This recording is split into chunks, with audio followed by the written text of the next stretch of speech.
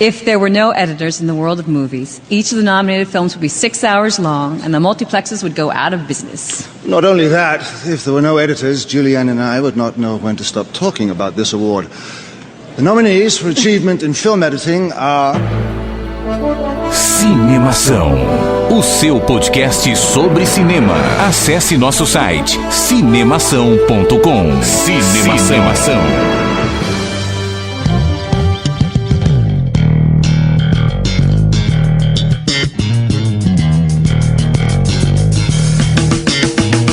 Seja bem-vindo ao podcast Cinemação número 129. Eu, Arinelli, sou o Rafael. Putz, faltou editar minha entrada. Meu Deus do céu. What the fuck? Nossa. Que merda. Eu sou o Daniel Cury e dizem que a vida é um quebra-cabeça porque o importante não é ter todas as peças, mas sim colocá-las no lugar certo. Então nos filmes é a mesma coisa. Ó.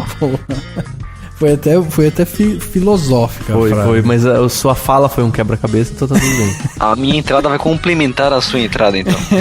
Eu sou o Beto Padreca e eu queria ter o poder de editar a vida. Ai, meu Deus.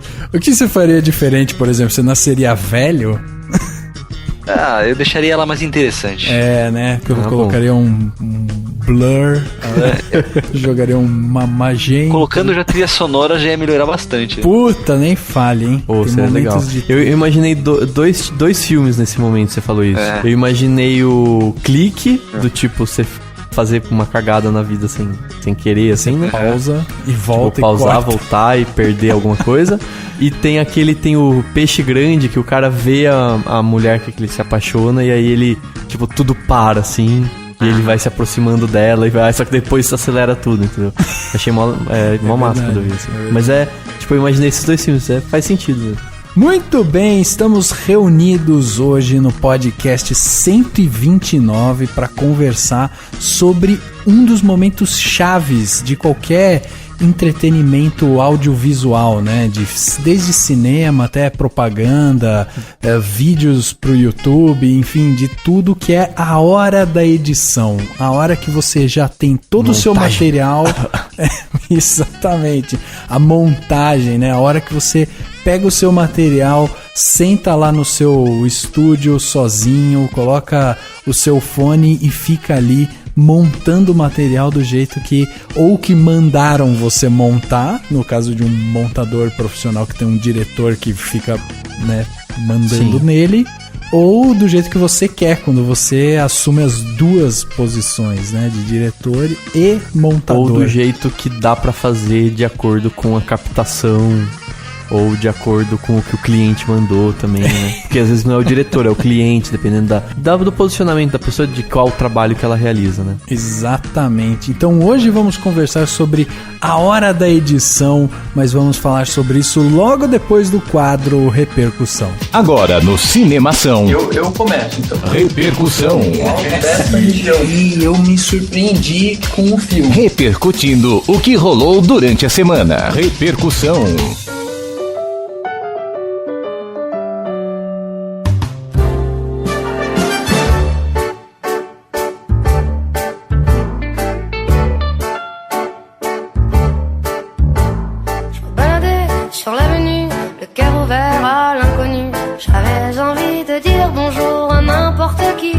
Dani, você já editou alguma coisa na sua vida? Você está fazendo a pergunta errada. A pergunta é se você montou alguma coisa na sua vida. Porque verdade. Existe uma diferença entre montagem e edição. Sim, mas eu achei que de repente se eu perguntasse se você já montou, você poderia ter falado, eu já montei Lego. É já verdade. Montei... Não, mas não que eu me lembre, eu já decupei bastante coisa. Olha só. Tipo, enfim, pós-graduação, cada um fica num canto fazendo o que pode. E eu decupava, tipo, eu ficava, sabe assim, vendo segundo por segundo onde tem que começar e parar e onde que vai cortar. Mas daí a realmente cortar, eu não. Você só mandava, né? Eu só mandava. Corta no minuto 12 e vai pro minuto 15. Tanto que no trabalho lá da pós-graduação tá lá, diretor Daniel Cura. Ah, finalmente seu nome numa diretor. Plaquinha de direção. Entendeu? Hein? O cara que ralou lá tá lá, tipo, montagem. Entendeu? O cara que é o burro de carga, né? O cara que trabalhou pra caralho. Não, mas foi um trabalho bem legal. Foi equipes.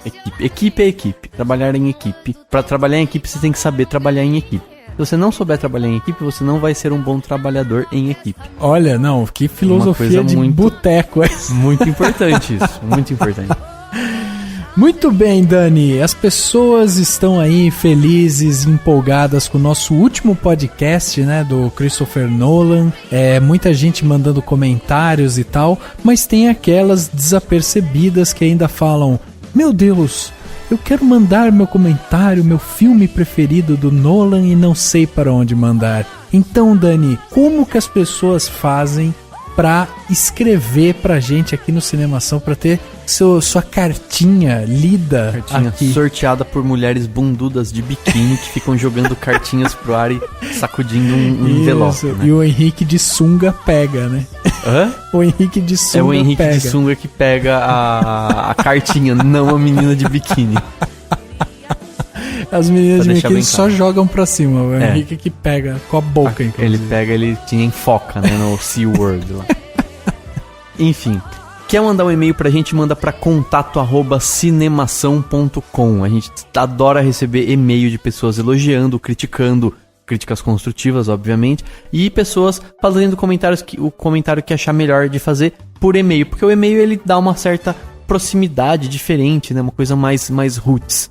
Lógico. Mas, se você preferir, entra no facebook.com/cinemação e comenta nas nossas postagens, manda mensagem pra gente, a forma como você preferir. Tem gente que prefere entrar no Twitter, no @cinemação, e comentar lá rapidamente, em 140 caracteres, sobre alguma coisa de um podcast, de alguma notícia, alguma novidade do cinema que a gente tá comentando.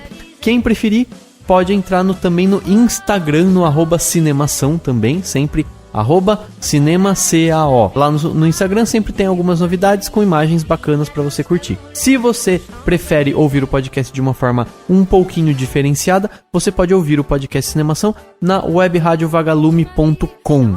webradiovagalume.com exibe todas as sextas-feiras às 22 horas, com reprises aos sábados ao meio-dia. Então, se você preferir, pode ouvir a gente pela web rádio. Se você estiver ouvindo, dá um alô no Twitter e fala que você está ouvindo, que a gente vai ficar feliz de saber. Nunca se esqueça também de entrar sempre no cinemação.com, que tem novidade diariamente, o tempo inteiro, muita coisa bacana, artigo, crítica, notícia, trailer, o que você quiser, você vai encontrar lá, e você sempre pode comentar no próprio site. E claro, a gente pede para que você não se esqueça de curtir as novas postagens no SoundCloud e de dar uma nota para o podcast Cinemação no iTunes. É sempre importante para que novas pessoas possam ter acesso ao conteúdo que a gente produz, e fazendo isso você ajuda a apresentar o podcast para mais gente. Aliás, é legal a gente falar que é muito importante as pessoas acessarem o cinemação.com, né?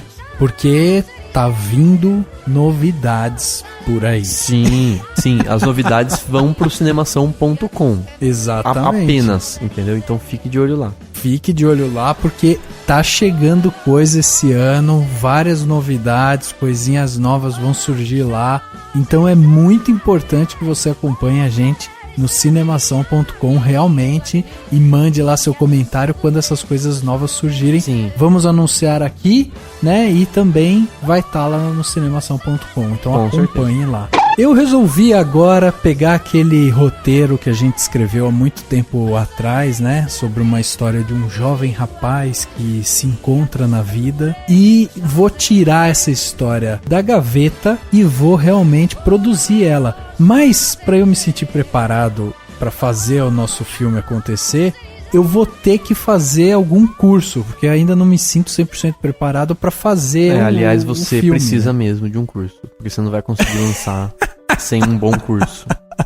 Exatamente. E é por isso que eu vou me inscrever no MBA em Cinema da LA Filme, nossos parceiros aí que estão agora com esse novo curso de cinema na cidade de São Paulo, né? Então, para você que mora em São Paulo ou ali perto, que tem condição de ir e voltar, né, de ir para São Paulo para fazer um bom curso de cinema, tá aí o MBA em Cinema da LA Filme, um curso muito completo que tem aí como base, né, esse foco na parte de marketing e de negócios que o cinema cria, né, e capacitar os alunos de uma forma muito mais criativa. Então, se você é como eu, que tem um roteiro que está dentro da gaveta e você tem vontade de produzir ele, de colocar ele, de fazer ele e colocar ele para o mundo, né, saber divulgar esse filme,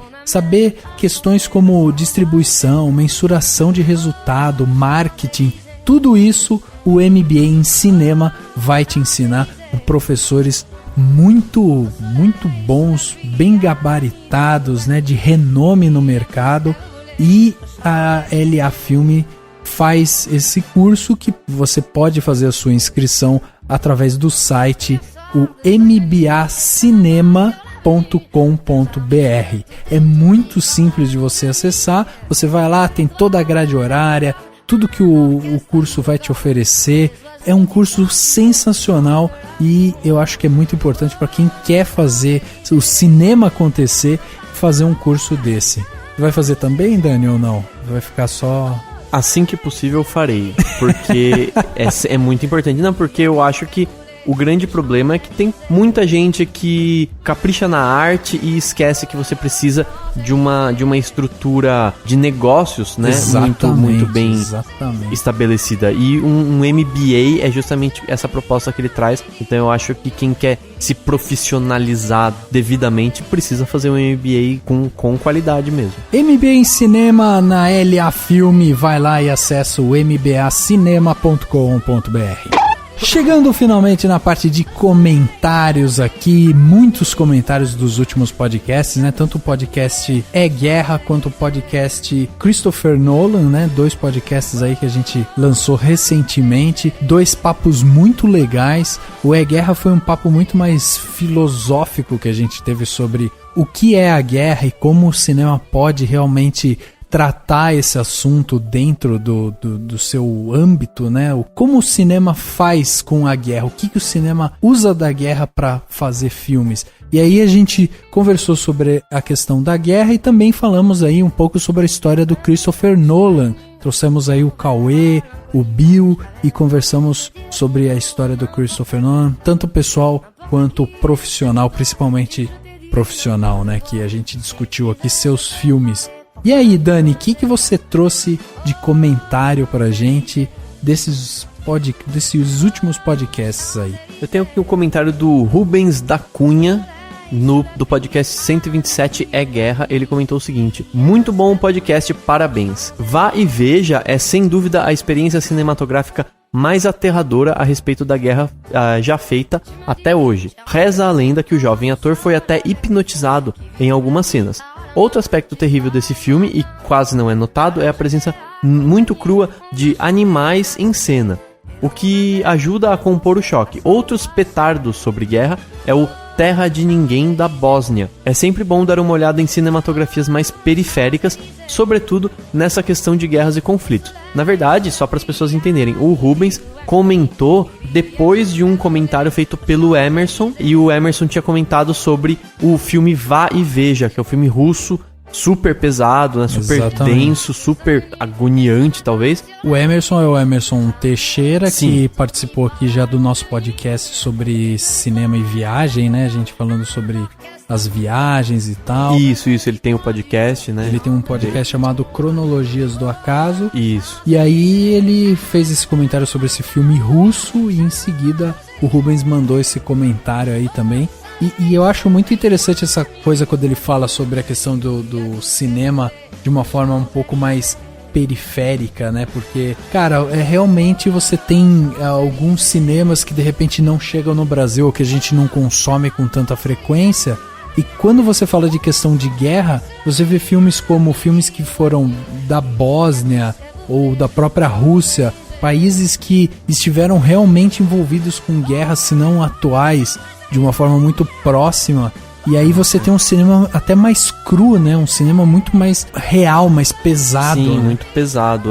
Enfim, é exatamente isso que ele quis dizer. Realmente a gente falou muito do cinema hollywoodiano ou do cinema mais próximo da gente, um pouco de cinema brasileiro, talvez. E esses filmes a gente acabou não comentando. Infelizmente não dá pra falar de tudo. E é legal enriquecer o debate com esses filmes, com essa sugestão. Eu não assisti o Vai e Veja, por exemplo, e fiquei com vontade de assistir o filme todo. Mas, de qualquer forma, eu acho que todos eles, e realmente todos eles vão trazer questionamentos parecidos, mas visões completamente diferentes. E quando você pega países que passaram por conflitos muito tensos, eles tendem a falar mais sobre isso, que é exatamente o contrário do Brasil, né? A gente não produz muito filme de guerra porque a guerra não faz parte do nosso dia a dia, pelo menos não a guerra institucionalizada, né? A guerra entre países. A gente tem a guerra do tráfico, a guerra...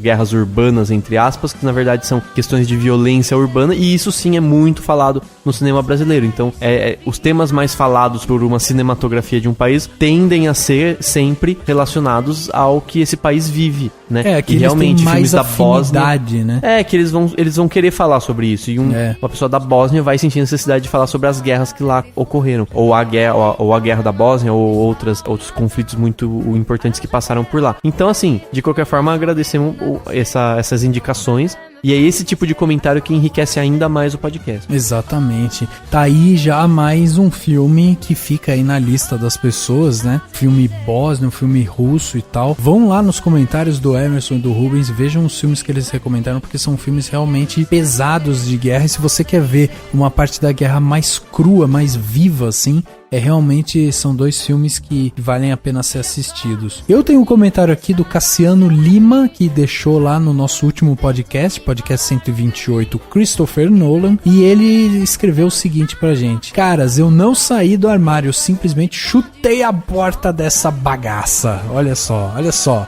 Sutileza completa. Agora eu só não entendi, ele chutou a porta dessa bagaça, ou seja, ele tava dentro do armário e chutou a porta do armário, é isso? Por aí, exatamente. Ele não saiu, ele não saiu tipo delicadamente, ele arrombou a porta. Entendi. Entendeu? Não, muito bom, Cassiano, você continua saindo do armário de um outro jeito, mas você saiu. Sim, exatamente. E a nossa campanha continua viva, né? A gente percebe que as pessoas realmente abraçaram a campanha. Comentem, pelo amor de Deus, deem a sua opinião. Fale o que vocês acharam do podcast, do post, da crítica, do que for. É sempre importante. E ele continua assim, ó: gosto do Nolan. Acho que o cara tenta ser original e às vezes consegue. Mas o que me irrita nele é achar que seus fãs precisam de manual. Fico me perguntando, será que nos tempos de hoje fica difícil fazer cinema-arte? Mas aí alguém pode me dizer, depois que ele fez Batman, tem uma máquina jogando dinheiro no peito dele dizendo, faça e me traga lucro. Detalhe, adoro a trilogia, era o Batman que eu sempre quis ver no cinema. Afinal, o cara sempre foi chamado de Cavaleiro das Trevas, não aquela galhofa do seriado dos anos 60 e 70. Sobre Interestelar, que poderia ser a sua obra-prima, gosto do filme, mas como ele tem que ser acessível por conta dessa máquina, fica mastigadinho demais. O filme visualmente é lindo, as atuações são boas, mas não tem o mistério de 2001, que é a principal referência para o filme. Em uma linguagem bem grotesca, o Nolan vai ter que comer muito arroz e feijão ou tomar muito chá para fazer algo parecido com o que o Kubrick fez. Melhor filme do Nolan para mim ainda é Memento, que é o nosso conhecido Amnésia, né? E seguido por A Origem. Concordo com o Daniel, não me importa se o peão caiu ou não, o que me importa é o personagem conseguir achar a sua paz. Ótimo cast e abraços. Muito bem, olha aí, mais um comentário muito legal sobre o podcast do Christopher Nolan. E realmente, assim, eu percebo que o Christopher Nolan, ele, apesar dele estar se tornando até um cara de uma certa forma polêmico, né? Porque ele acabou criando um filme que nem todo mundo gostou, ele foi muito audacioso, mas ao mesmo tempo ele mastigou muita informação. Então, assim, ele pisou na bola em alguns momentos. Mas fato é, ele é um cara muito autêntico hoje no mercado hollywoodiano, que é totalmente prostituído, né? Você tem vários e vários diretores que têm exatamente a mesma fórmula, o mesmo jeito de dirigir. E o Christopher Nolan é um cara que destoa disso, né? Independente das polêmicas. Eu acho que o termo, ele falou, será que fica difícil fazer cinema-arte? Eu acho que o conceito de cinema-arte que as pessoas carregam não se encaixa nem mesmo em Hollywood como um todo, né? Mas eu também concordo quando dizem que não existe quando pessoas não gostam do termo cinema-arte, porque todo cinema é uma arte. Sim, né? Existe aquele cinema com uma arte um pouco, talvez, menos palatável para um grande público, mas tudo é arte, mesmo que é palatável. Eu acho que a questão não é essa. A questão é justamente se o Nolan consegue explicar as coisas de uma forma menos detalhada pro público que gosta de algo não tão detalhado, entendeu? Então... Sim. É isso. Eu acho que o grande problema, por exemplo, de Interestelar é justamente você não ter um personagem que simula o público, né? Que é justamente o personagem que tá ali pra aprender alguma coisa. E você acaba tendo essas conversas. Sim, e de ser um tema muito difícil. Exatamente. A Origem, por exemplo, você tem uma suspensão da descrença um pouco maior. Porque é uma coisa totalmente fantasiosa. Uma coisa fantasiosa, é uma coisa que, né, não existe. O Interestelar puxa um realismo, depois insere coisa fantasiosa, tenta explicar tudo, e isso cria, sei lá, orgasmos múltiplos em alguns nerds, mas cria muita gente insatisfeita. Enfim, talvez seja essa a proposta dele, talvez ele sempre vá fazer filme que eventualmente deixe algumas pessoas mais insatisfeitas. Mas o fato é que o cara é muito bom, faz a gente falar dele esse tempo todo, né? Pô, sem dúvida, sem dúvida. Dani, pra finalizar aí, mais um comentário só pra gente fechar a trinca de comentários do podcast Cinemação número 129 agora. Seguinte, no Twitter apareceu o Eliken Breno, que virou nosso mais novo fã, porque ele elogiou a gente em vários momentos. Ele começou dizendo assim: o primeiro podcast que eu ouvi do Cinemação foi o 127 é Guerra, agora estou ouvindo todos os podcasts. E aí eu falei assim, ok, ele vai pegar os 10 últimos, né? Todos, entre aspas. Não, ele começou a ouvir realmente todos. Ele comentou já no Twitter sobre o primeiro ou o segundo, e depois falou que estava ouvindo, e depois comentou com uma piada muito antiga que a gente falou, que eu falei, tamo nós, é uma piada dos primeiros episódios de podcast que a gente fez, e ele deu risada no Twitter. Aí eu achei engraçado, que bom, que legal, né, que ele tá curtindo até aqueles antigos que a gente fazia no microfone ruim, né, que a gente talvez não tinha toda essa malemolência que a gente ganhou com o tempo, mas que bom que o Eliken tá gostando, e que a gente deixa um abraço pro Eliken continuar ouvindo o podcast Cinemação. Eu vou dar uma dica pro Eliken pra fazer esse teste. Se ele não tiver saco de, tipo, ir escutando todos, né? Ou se você que tá escutando a gente quiser, né, tipo, ver a nossa evolução com o decorrer do tempo. Eu tive que escutar muito podcast, principalmente quando a gente foi gravar o podcast 100, que foi o nosso podcast festivo. E aí, o que eu fiz basicamente foi escutar quase que todas as nossas introduções. Então, fica essa dica, comece a escutar só o começo, antes da gente ir pro próximo quadro, independente de como era chamado o quadro, ou se tinha algum quadro e tal, mas tipo o começo, quando a gente se apresenta, porque eu acho muito curioso, porque começa os primeiros podcasts, a gente tá tudo meio tímido, aí a gente fica, seja bem-vindo ao podcast do Cinemação, daí o Daniel pega e fala, e aí? Tipo, a apresentação era, e aí, bom? Mas o legal, e assim, mas uma coisa que eu acho que é importante que as pessoas entendam, eu acho que são poucos os podcasters que começam gravando podcast sem realmente ter o hábito de ouvir podcast, e a gente fez isso. Eu não ouvia muito podcast. Depois eu passei a ouvir mais e passei a entender melhor esse universo. E tem muita gente que grava 10 podcasts, testes, até conseguir falar assim, estamos afinados, vamos começar a publicar. A gente não, a gente, tipo, começou e foi publicando. Exatamente. E mesmo falar, vamos lá, vamos publicando. E aí, aos poucos, a gente foi melhorando e deixou lá. Então tá lá pra quem quiser ouvir. Zoado, mas tá lá. Então, quem quiser. Tá desde o primeiro. Então, se você puder assinar o nosso feed, você vai ter acesso a todos os podcasts. Se você assinar o iTunes, você vai ter todos os podcasts. Se você entrar dentro do cinemação.com e ir lá do ladinho direito, vai ter lá podcasts, tem todos lá. Você pode escutar absolutamente tudo que a gente já gravou nessa vida lá, e você vai ver toda a nossa evolução, principalmente se escutar só o comecinho já vai perceber, né? Incrível.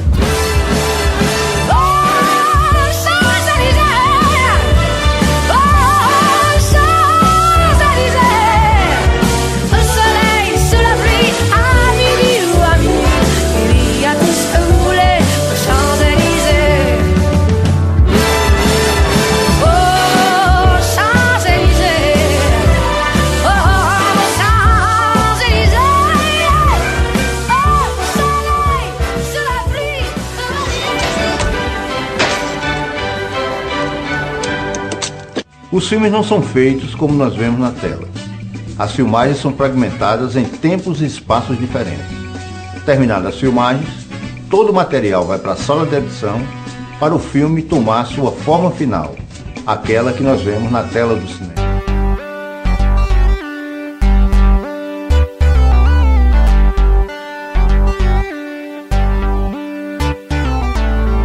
Esse papo sobre edição já começa com uma certa polêmica, né? Porque antes da gente gravar, a gente estava aqui discutindo o que era edição. Edição é montagem, montagem é edição e tal. E aí fizemos uma pesquisa onde entendemos que montagem e edição é basicamente a mesma coisa. É a mesma coisa, cara. Não tem...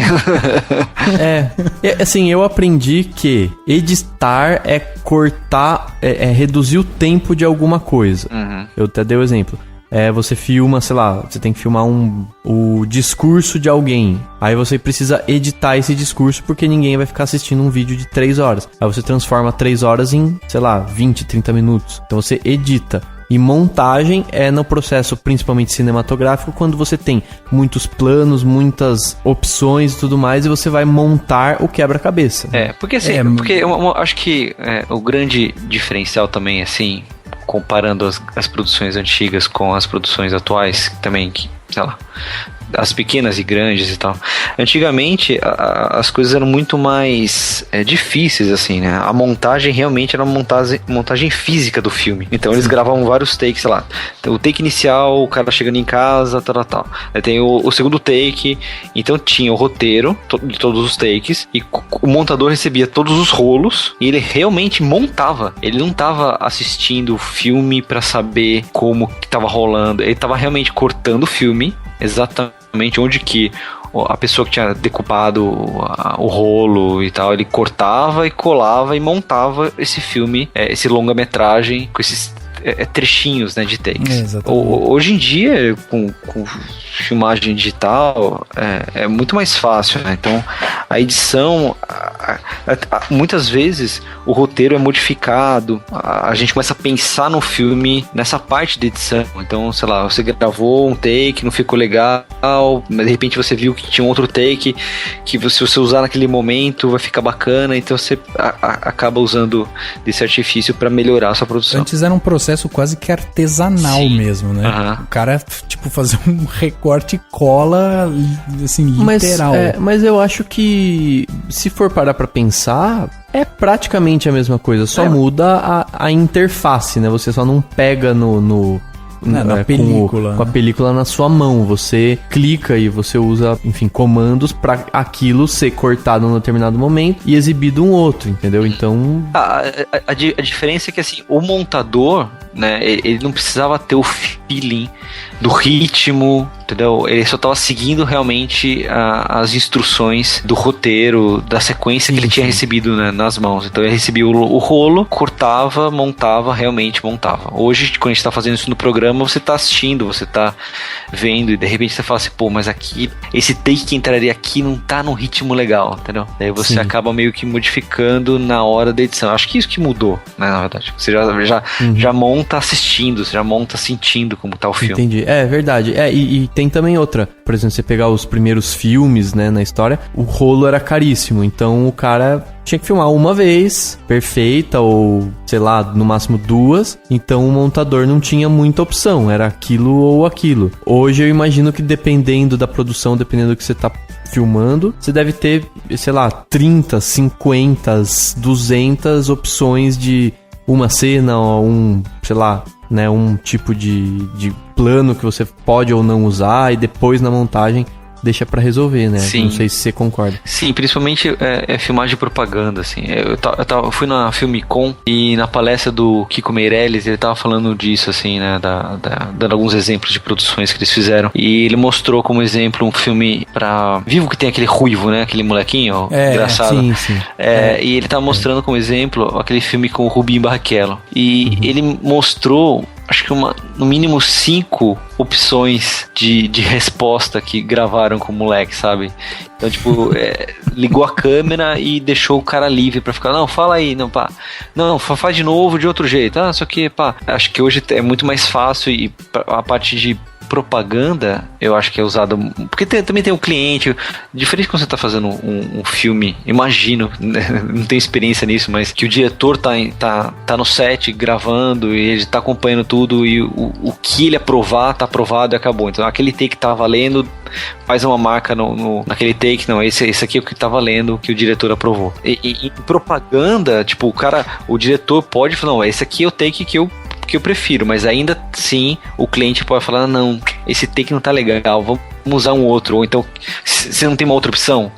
E é bom que o cara tenha várias opções gravadas para não ter que, não, porque pode ser que aconteça isso. Então, o cara foi lá, teve a diária de gravação, teve o ator, iluminador, maquiador, todo mundo envolvido, todo set pronto, gravaram um comercial, chega na edição, faz a prova e o cliente não aprova aquele take principal que, sei lá, o Rubinho Barrichello falou e não ficou bacana, entendeu? Então é bom que ele tenha muitas opções, porque se o cliente não quiser, ele pode voltar atrás.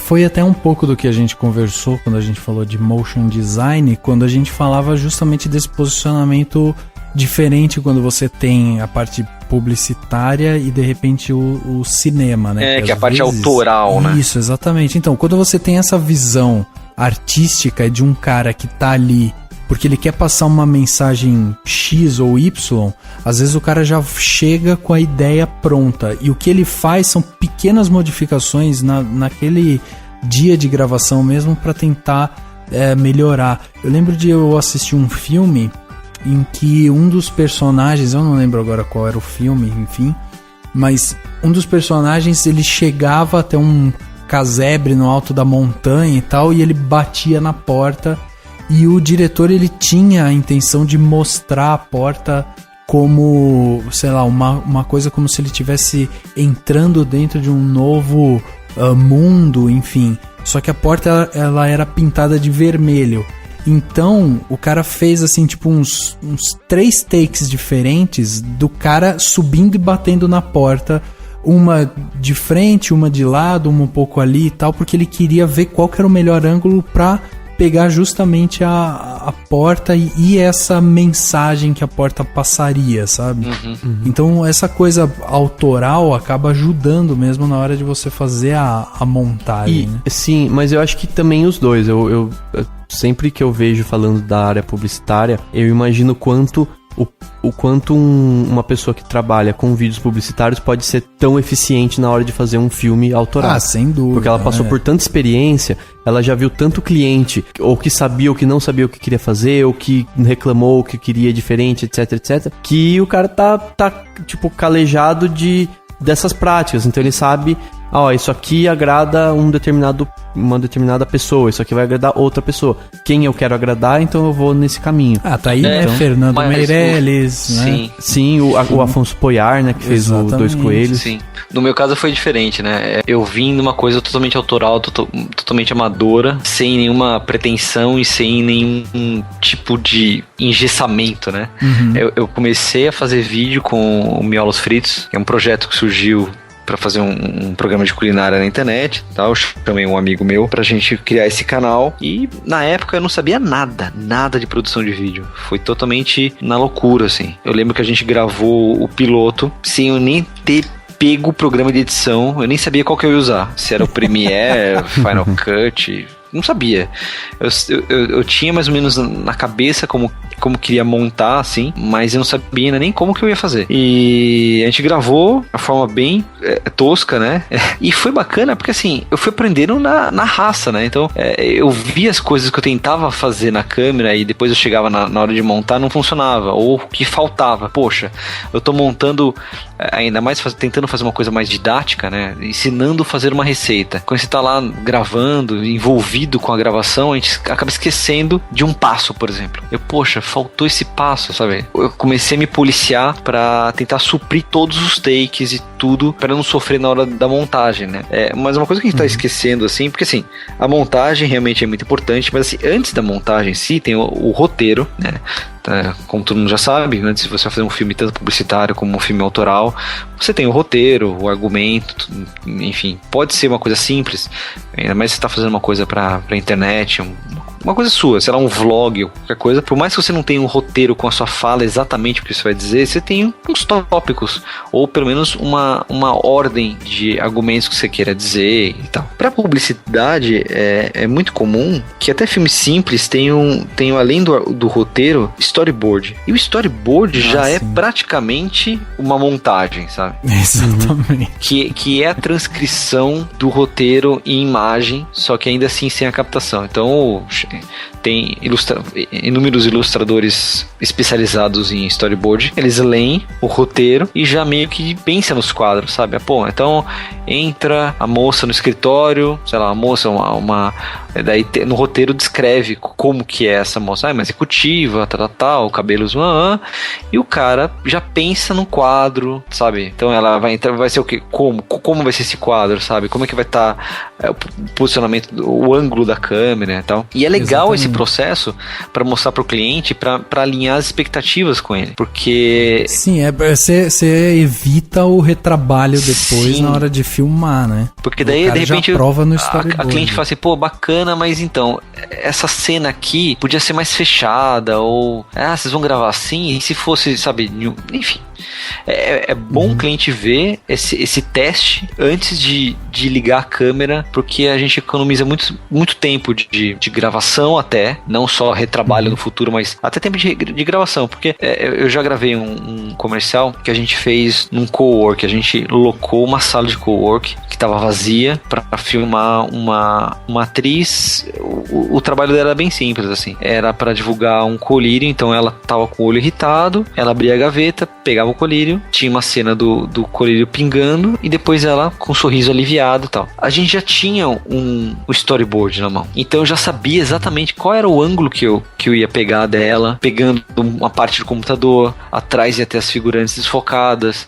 Então quando eu cheguei no cowork, eu só montei aquele cenário, né? Então, mas não necessariamente você faz o storyboard, né? Não necessariamente eu faço. A agência pode fazer o storyboard, eles podem exatamente. ter um profissional que faz isso pra eles, mas as produtoras também podem fazer o storyboard, até o roteiro. E tem algum tipo, você pode, por exemplo, tentar mudar alguma coisa, claro. Ou tem algum tipo de existiu algum ponto, por exemplo, aí que você falou assim, não, eu vou usar a minha criatividade agora, porque pra mudar alguma coisa, o que dá pra mudar, assim, na hora lá? Na hora, assim, eu, com a minha experiência, assim, que é muito pequena ainda, eu não sei como os grandes produtores fazem, mas eu tento primeiro cumprir já com o básico, então o cliente já tem o storyboard, isso já está aprovado pelo cliente, e tem, sei lá, algum take que eu pensei em fazer um ângulo diferente, ou uma pegada diferente, sei lá, enfim, tem uma direção de fotografia, posso chamar a pessoa que está com essa função para tentar melhorar dentro do storyboard, mas assim, eu faço o take para cumprir com o storyboard e depois eu tento melhorar, até sugerindo diretor de criação envolvido ou diretor de arte que às vezes acompanha a gravação. Então eu explico, pô, se a gente fizer esse ângulo, ou se tiver mais figurantes atrás, enfim, explico qual é a ideia pra gente tentar melhorar. Mas é bom você ter opções, né? opções, porque de repente Sim, essa sua ideia não funciona muito bem, ou então funciona, mas a expectativa do cliente era outra. Então é bom você ter o básico cumprido, né? Tá. Hoje você está trabalhando com captação, edição, montagem, né, no caso, e a finalização. Você entrega o vídeo, o vídeo inteiro pronto pro cliente, certo? Bom, eu vou explicar um pouquinho, já que tá falando da produtora, como surgiu a produtora, né? Então, eu comecei fazendo vídeos pro Miolos Fritos, então era uma coisa totalmente autoral. Você sem ter que passar por aprovação de ninguém, assim, a não ser eu e meu sócio, que era o Teco. Então, a gente criava junto o conteúdo, a gente pensava junto na edição, e fazia tudo junto e beleza. Então, agradava a gente subia no YouTube e tá beleza. Depois de 2 anos com o canal, a gente resolveu começar a pegar uns trabalhos de fora, assim, porque começou a surgir essa demanda, as pessoas começaram a perguntar, vocês não fazem edição? Tá.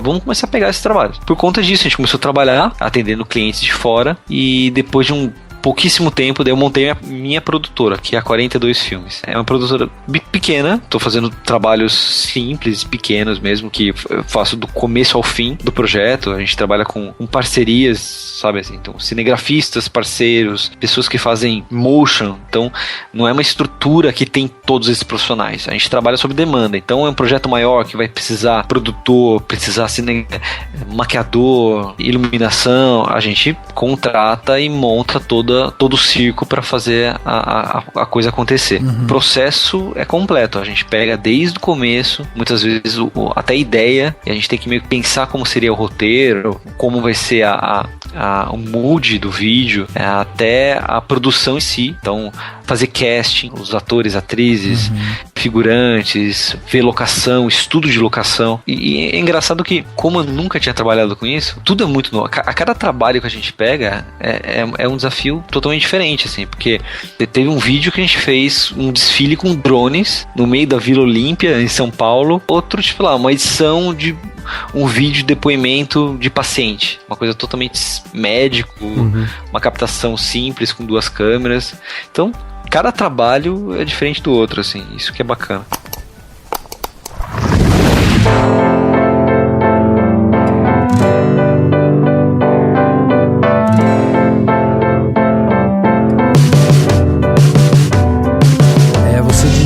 Que a parte de captação ela é tão importante quanto a montagem, ou aquele papo de não, tudo se resolve na pós.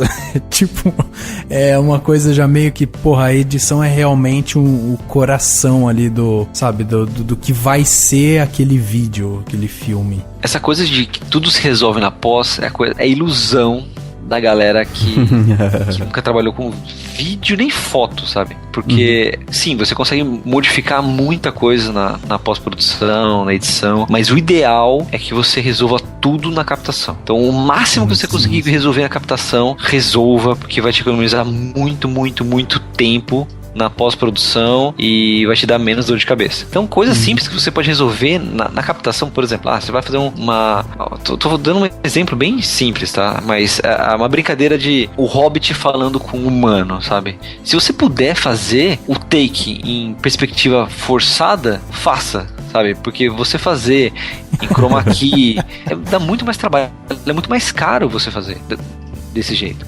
Mas tem takes que você não pode fazer de forma prática, né? Resolver com lente, resolver com iluminação, qualquer tipo de efeito. Isso tô pensando em efeito, tá? Mas aquela coisa assim, no cenário, não tá tão legal o cenário, ou poderia colocar uma coisinha aqui em primeiro plano pra deixar desfocar. Vou fazer isso na pós-produção.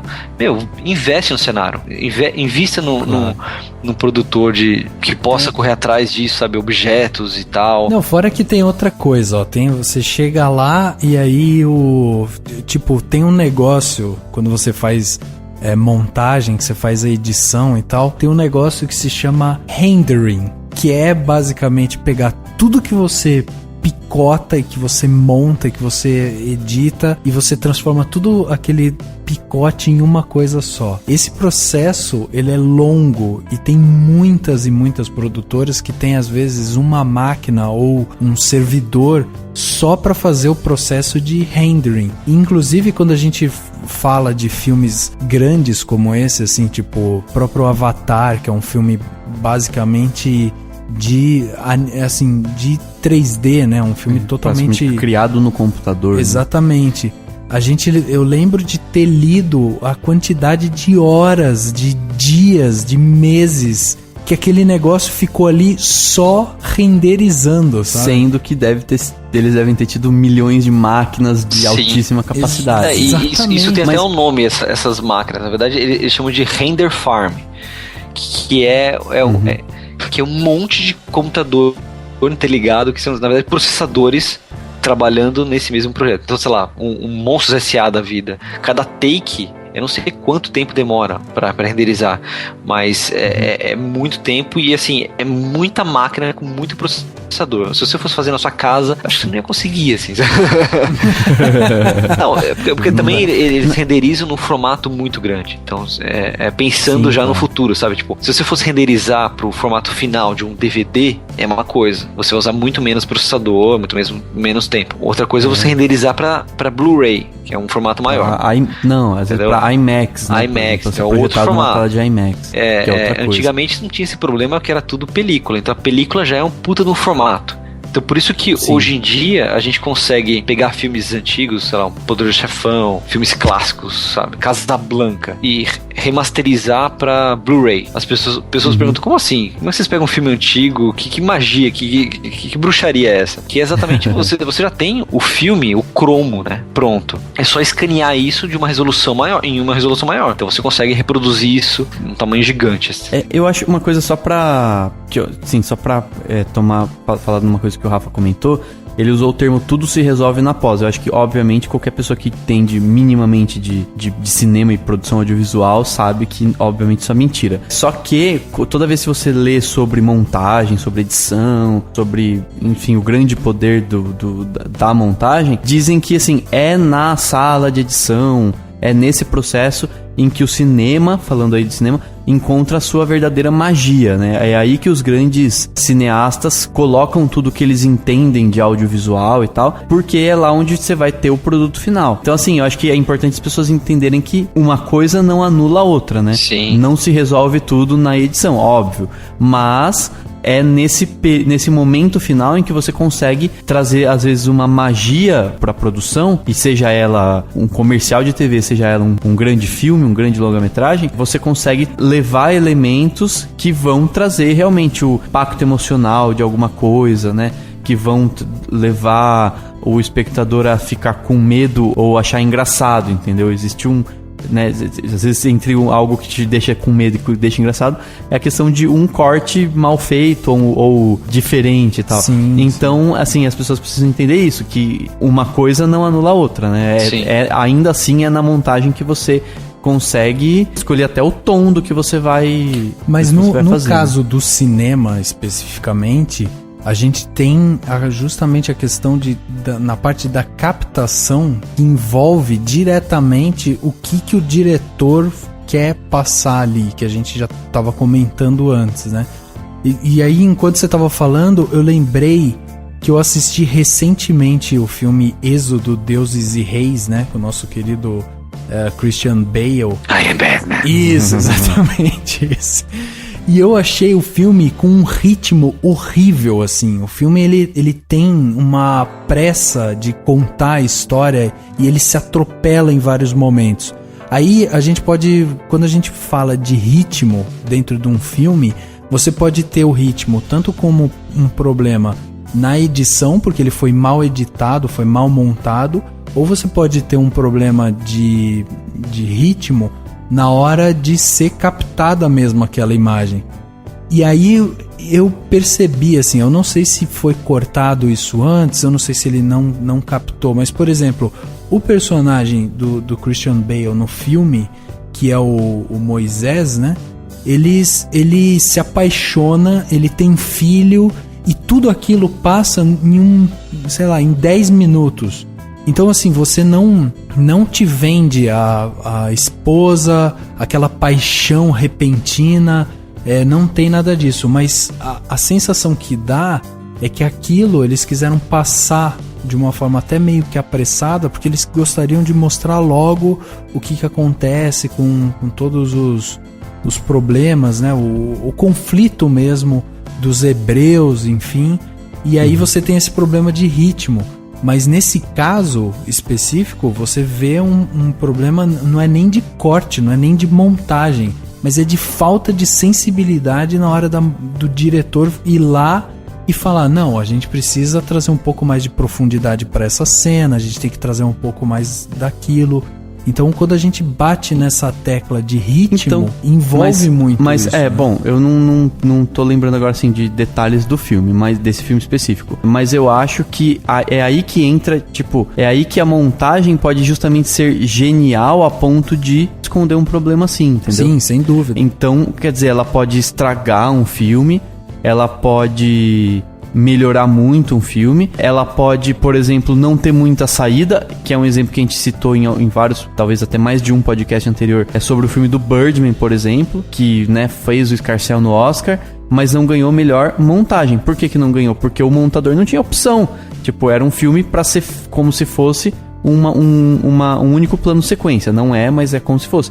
Então o montador não tinha opção. Eu tenho que cortar aqui e continuar daqui. Eu tenho que terminar aqui, parar aqui e voltar para aquela cena que já tá prévia. E tem muitos filmes que, desde a concepção deles, eles têm uma montagem já muito bem pensada. Então, vamos supor, eu quero contar um filme que precisa, que, sei lá, eu quero, desde o princípio, cortar da cena tal e ir pra cena X pra voltar pra cena Y pra ir pra cena W. E aí o montador vai ter que fazer aquilo, ele não vai ter opção. E aí ele fica um pouquinho mais engessado. Eu imagino que tem alguns diretores que fazem, tipo, filmam lá o roteiro em ordem cronológica, chega na montagem, seja ele o montador ou outra pessoa, e fala assim, ó, quer saber? Vamos experimentar? Vamos aqui, ó. Faz aqui, sabe, volta ali, e, beleza, vamos deixar desse jeito. E aí quando eles vêm, surgiu um filme completamente diferente a partir da montagem. Sim, então... o filme que até a gente tava conversando antes de começar a gravar, eu citei, né, Amnésia, que é um exemplo de montagem absurda, assim, que faz o filme ser genial, né? Que também é do Nolan, né? A direção e o roteiro dele. Diz a lenda que foi o montador que veio com essa sacada de picotar o filme e deixar ele de forma não linear, que tem tudo a ver com a temática, né? Do cara sem memória e tal. E ele é totalmente de trás pra frente, então você tá tentando entender o que tá rolando e você só entende, você só consegue juntar as peças no final do filme e daí você tem aquela epifania, que filme genial e tal. Mas assim, se for isso mesmo, que é o montador que teve essa ideia, o cara é um gênio, Ele devia ganhar um Oscar. Não, então, mas eu acho que não, até o nosso último podcast foi sobre o Nolan.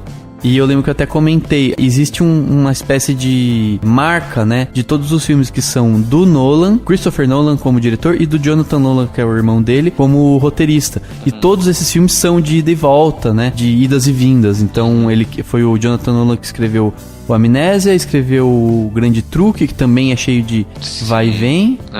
E ele escreveu, agora eu não vou lembrar detalhe, A Origem, né? Então, que é também um filme que, né, vai e vem de alguma forma. Então, se você parar pra pensar nisso, faria sentido se o roteirista já tivesse pensado nisso. Mas pode ser que o montador tenha tido outras ideias. Fala, não, então vamos cortar aqui também, sabe? Então vamos deixar essa cena também pra depois, não sei. Ele pode ter dado os pitacos e ter melhorado ainda mais um roteiro que já estava muito bom. Então, e aí você deixa o filme ainda melhor, né? Eu acho que até o exemplo do Amnésia, ele é um exemplo que chega a ser até ao concurso, sabe? É um exemplo que, tipo, ele é muito claro, assim, tipo, você quer ver um filme que fala sobre montagem, que tem a montagem como algo primoroso, é a Amnésia, porque você tem justamente ele não é linear, né? Então você consegue observar claramente onde que estão ali os cortes e tal. Mas eu acho que tem outros exemplos muito bons de filmes que tem essa parte de montagem muito bem feita, como por exemplo o filme Psicose, né, do Hitchcock. Você tem aquela cena principal onde o assassino vai atacar a mulher que tá tomando banho. Ali você tem uma sequência de cortes e de montagem impressionante. Por quê? Porque não mostra quem é o assassino, mostra a fragilidade da mulher. Ela está nua, tomando banho, você não vê ela nua, você não vê peitos. Você não vê nenhuma facada. Você não vê nenhuma facada. E, no entanto, você consegue observar com a montagem que é uma cena de extrema violência, de assassinato, e ainda deixa esse mistério no ar de quem é o grande assassino ali. Sim, sim. Então é uma... Ele cria todo o sentimento, o mood, né? Exatamente, toda a ambientação daquilo é fantástico e passa pela parte de montagem de uma forma primorosa. De forma criativa, né? Não é uma montagem Exatamente. simplesmente seguindo. Mas uma coisa que também eu fico em dúvida, assim, mas será que isso já não estava estipulado no roteiro? Então, até que ponto a montagem interferiu na parte criativa, entendeu? Se você... Não, provavelmente já estava pressuposto de que não vai ter cena de nudez e vamos resolver isso na montagem, imagino, isso com certeza. É óbvio que deve ter toda essa parte, assim, de... não exatamente de montagem, mas toda a trama, né? O sentimento que a cena quer passar e tal, realmente escrita no roteiro. E aí, na hora de você montar o filme, como o Hitchcock era roteirista e diretor, e provavelmente palpitou muito na montagem, né? Ele deve já ter tido essa visão até antecipada. Não, mas com certeza ele claro, ele sabia muito bem o que ele estava fazendo. Então ele já sabia como ele ia resolver isso, entendeu? Mas claro, na hora no roteiro provavelmente tá lá, ele dá facadas nela, ela cai, e aí na edição, e aí assim, na hora de fazer a cena, faz muitos takes de uma faca indo e voltando, faz muitos takes de algumas partes do corpo, etc. Aí agora eu tô imaginando, tá? O que pode ser que tenha sido uma sacada na hora lá da montagem, seja a hora em que ele foca o ralo da banheira escorrendo sangue, e aos poucos vai cortando, né? Vai fazendo o famoso match cut, que é um tipo de corte que eu mais gosto de ver no cinema, que é o match cut. Ele vai deixando de ser um ralo e se transformando no olho aberto da moça já morta. Sim. Esse tipo de coisa cria um impacto importantíssimo, né? Sim, sem dúvida. E eu acho muito legal, porque é um ralo e depois um olho, duas coisas redondas e tal. Eu acho muito legal quando um filme consegue fazer esse tipo de coisa. Tem cenas, por exemplo, que, sei lá, tá caindo uma água barrenta, aí corta, é um café sendo coado, entendeu? Ou então, enfim, o cara tá, sei lá, tem uma cena de cima do mar. Essa tem, acho que no Tintin, eu achei muito legal. Filmam o mar, na verdade o Tintin é uma animação, mas não deixa de ser, é a mesma estratégia. Você tá mostrando o mar, de repente mostra um pé pisando e aquilo de repente não é mais o mar. É uma poça d'água e alguém andando na rua. Eu acho isso muito legal, porque é uma forma de você fazer um corte orgânico e em alguns momentos você ainda causa um impacto, né? Então, por exemplo, o cara colocando a chave na fechadura e aí corta, é uma outra porta se abrindo referente a um outro personagem que tem relação com esse personagem. Então, você cria impactos e cria mudanças que fazem com que o audiovisual e o cinema sejam a arte que são, né? Tipo, é criar emoções a partir de uma sequência de imagens que tem infinitas possibilidades, entendeu?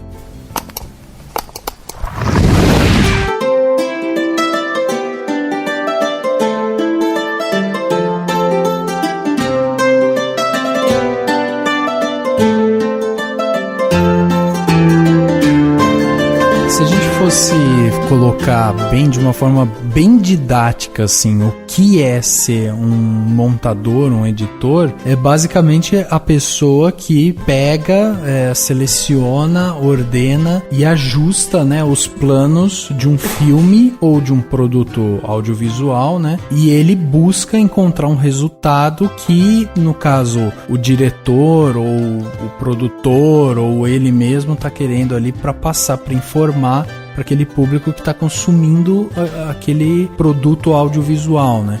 Então, assim, o montador, ele precisa ter essa noção de como que eu vou passar essa mensagem e como que ela vai ser recebida também. E isso requer bastante conhecimento de vários tipos de artes, etc. Sim. É porque, na verdade, qualquer parte do processo audiovisual prioriza a questão de que você está contando uma história. Então, não importa se é uma propaganda, ou se é um filme, se é um curta-metragem, se é uma animação, se é um documentário, qualquer tipo de produção audiovisual, você está contando uma história, né? A não ser que você esteja fazendo um videoclipe artístico da Bjork, sei lá. Daí, às vezes não está contando porra nenhuma. Daí são Mas mesmo assim você tá causando emoção. Sim, emoção. E a montagem também é importante. Sim, né? Mas assim, a montagem eu acho que é o final de todo o processo, que realmente é a história sendo contada. Então, quando você tá imagina, sei lá, você tá contando uma história pro seu sobrinho. Então você tem na sua cabeça a história dos 3 porquinhos. Mas na hora que você tá contando, você acaba editando, né? Você acaba tirando algumas informações, se adaptando para o seu interlocutor, né? Sim. Eu acho que a edição, a montagem é exatamente isso. É o final, é a hora que a história sai da boca, assim, sabe? É a hora que a história está sendo formada. Porque, pensa bem, a nossa lembrança, ela é editada. Eu brinquei no começo do episódio falando que eu queria ter o poder de editar a vida, mas no final das contas, a gente meio que edita a vida, né? Porque você lembra de tudo que você viveu? Ou não, você lembra dos principais acontecimentos e você tem uma timeline na sua cabeça. Então é mais ou menos isso, né? A própria foto, né, Beto? Se a gente pensar, a foto o que é, né? São um registro de momentos de felicidade que você tenta guardar, né? Ou de, sei lá, não só de felicidade, mas momentos marcantes, né? Que você tenta guardar de uma maneira que fique aquilo ali registrado pra você. E geralmente, se você quer relembrar aquela emoção que você teve e tal, você vai selecionar as fotos que você quer e tal, e vai tentar reviver um pouco daquele sentimento, né? Já não deixa de ser uma espécie de edição. E você edita. Né? E uma coisa muito legal, os primeiros conceitos de corte no cinema, eles têm relação, assim, em termos de estudo, com o piscar dos olhos, né? Quando você pisca o olho, às vezes você, por exemplo, tá olhando pra uma coisa, você vai virar a cara pra ver outra coisa. Mesmo sem querer, você pisca o olho. E isso já é uma conexão da nossa vida com a arte de cortar de uma cena pra outra, né? Dentro do audiovisual. Mas eu acho legal também a gente dizer que não é um negócio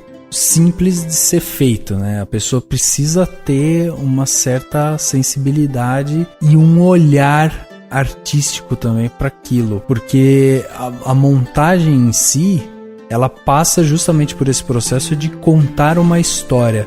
Mas se você tem o processo de captação de imagem e aí você vai montar ela para que ela passe, você precisa ter um certo atributo de noção artística mesmo, de como que eu canalizo aquela imagem, ou como eu edito aquela imagem de uma maneira que eu consiga transmitir aquela emoção que eu tô querendo. Então é muito importante depois, inclusive, quando você pensa em trilha sonora, quando você pensa na cena como um todo, e aí é fantástico quando isso mescla de uma maneira muito bem feita.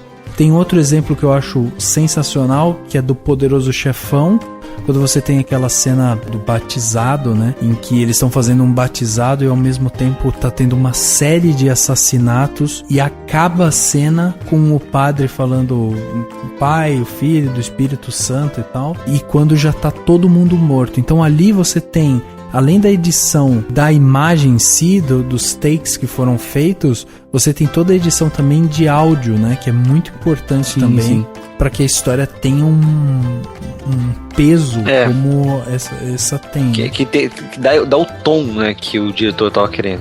Porque a montagem em si tem várias divisões, assim, né? Tem a montagem inicial, que seria tipo a parte que você tinha dito no começo, que é você editar, reduzir. Então você tem o discurso de um palestrante, você vai editar esse vídeo para ter um discurso sucinto, mas que mantenha as mesmas ideias. Essa daí é seria a montagem métrica, né, do assunto. Mas fora isso, tem a montagem rítmica, que é a montagem que mantém o ritmo. Então, imagina, sei lá, um filme, um longa-metragem, tem a parte de ação, você não pode quebrar a ação com uma coisa totalmente parada, de repente voltar pra ação. A menos que isso faça parte da linguagem que você queira mostrar.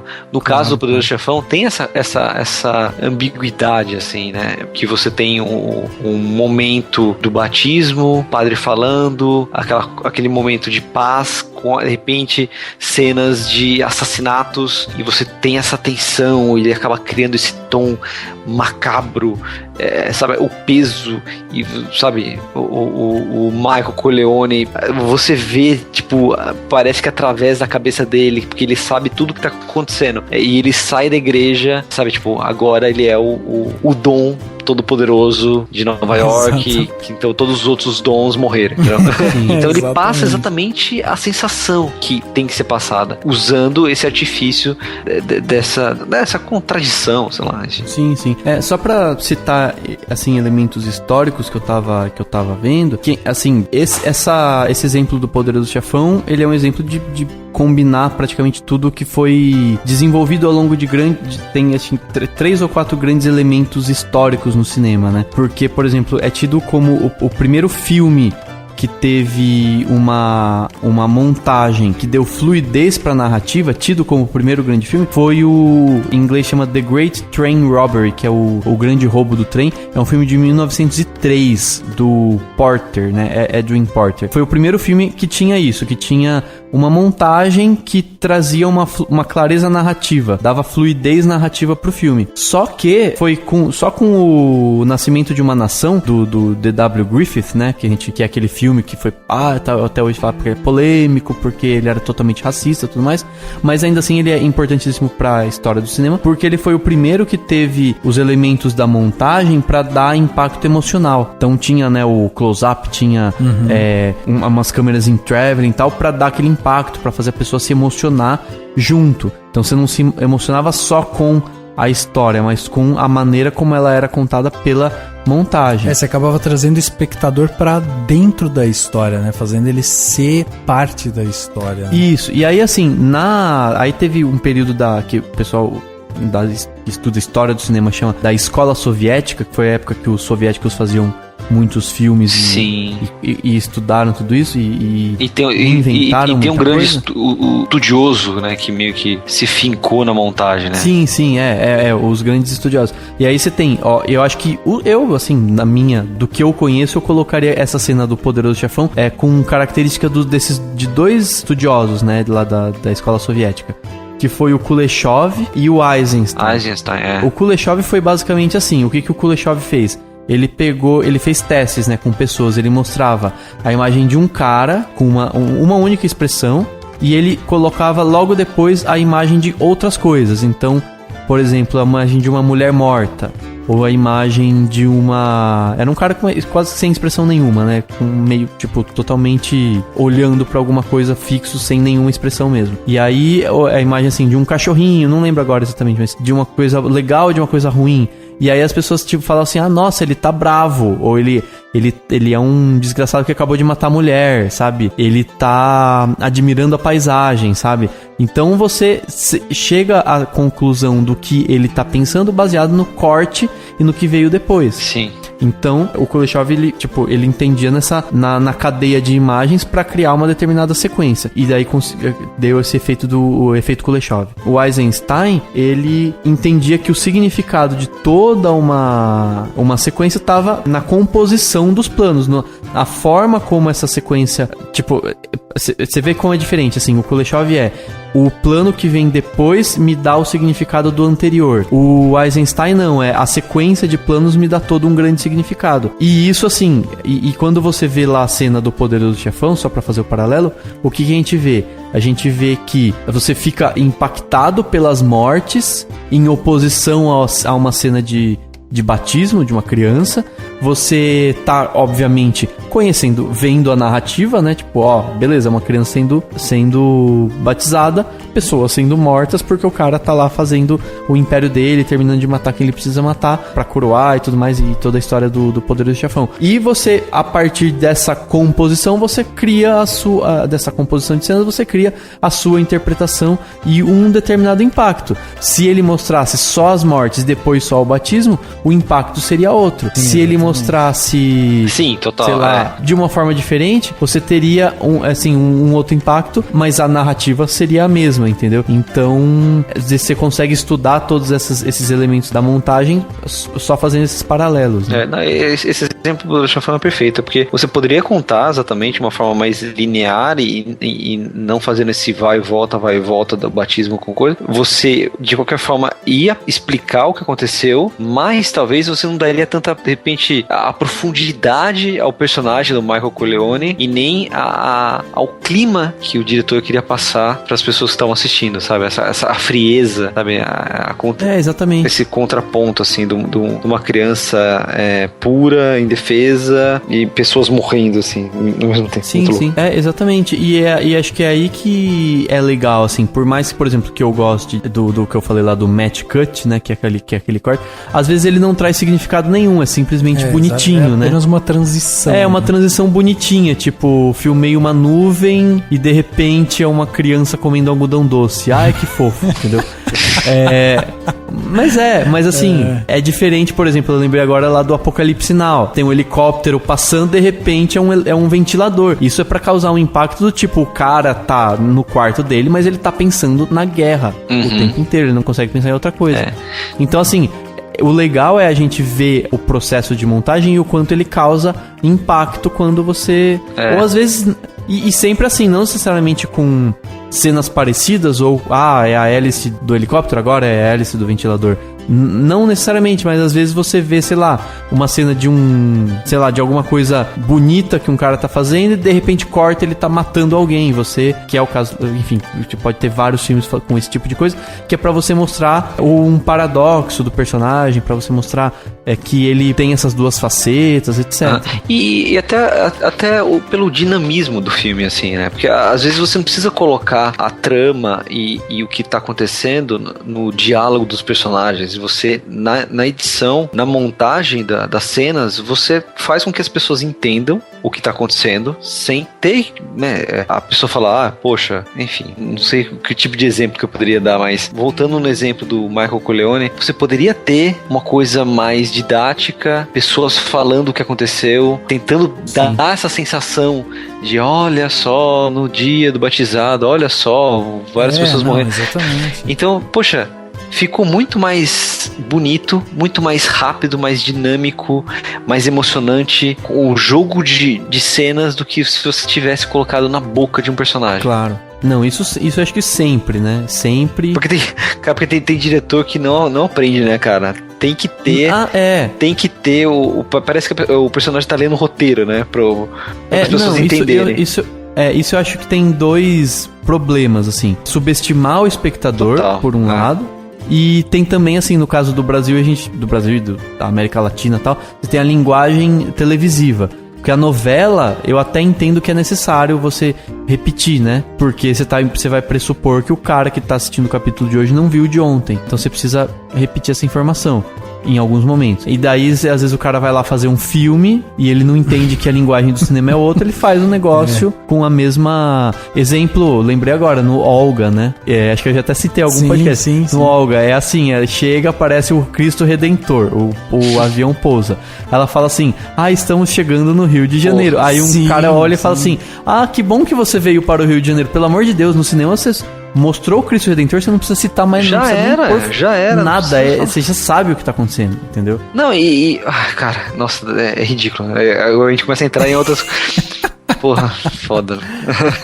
Entendeu? Então, mas isso é uma questão muito mais conceitual, né? Na hora de montar mesmo o filme. E aí a gente tá até partindo por um lado que acaba sendo problemas até de roteiro e aí de direção do que propriamente do montador, né? Né? Porque claro, a gente não sabe exatamente qual foi a ordem. A gente nunca sabe, sabe assim, o que estava previsto já na montagem, Sim, né? Mas imagina, esse tipo de direção didática e boba, digamos assim, como o Daniel falou, imagina esse tipo né? Não, imagina esse tipo de edição boba do Quem Quer Ser um Milionário. Sim, exatamente. Sim. Cara, ia estragar o filme.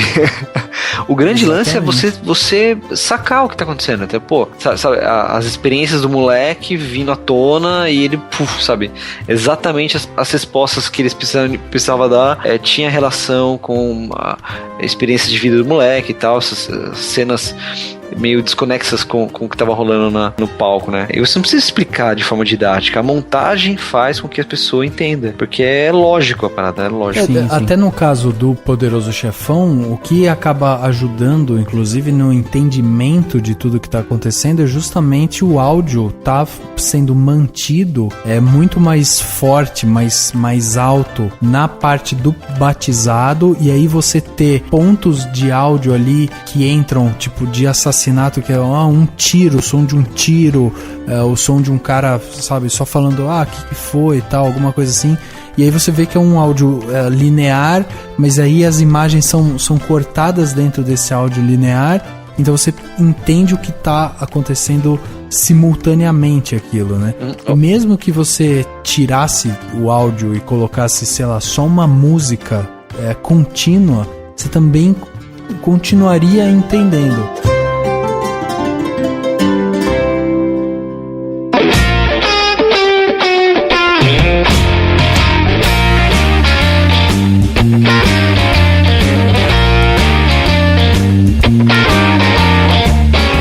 Mas enfim, vamos falar um pouco sobre a profissão de montagem, mas na prática mesmo. Então vamos usar a experiência que o Beto tem para tentar mostrar para as pessoas o que é o dia a dia de um editor, né? Porque aqui quem tem essa experiência é você. Não, mas então vamos lá. Você foi lá. Coloca a referência aí do Pânico, mais ou menos. Mas vamos lá, ó. Você tinha que chamar um cara da O2, né? Um cara de uma produtora grande. Não, um cara que já andou com drones na Vila Olímpia já tá muito bem credenciado. Eu não posso falar com muita propriedade, eu tô começando na área. Minha formação é de publicidade, eu sempre fui diretor de arte, trabalhando em agência, e há pouquíssimo tempo eu me aventurei a trabalhar com vídeos. Posso falar da pouca experiência que eu tenho no assunto, ok? Isso fique muito bem claro para todos os ouvintes. Ok, eu sou uma pessoa humilde, sei das minhas limitações. Você tá fazendo um trabalho excelente. E aí eu ia te perguntar o seguinte: o cara que é editor basicamente trabalha na ilha de edição, né? E ele fica ali sentado, e basicamente o que ele faz é, ele recebe o que? Um HD cheio de, assim, pedaços de filme e tal, e aí ele recebe um negócio que ele vai montando.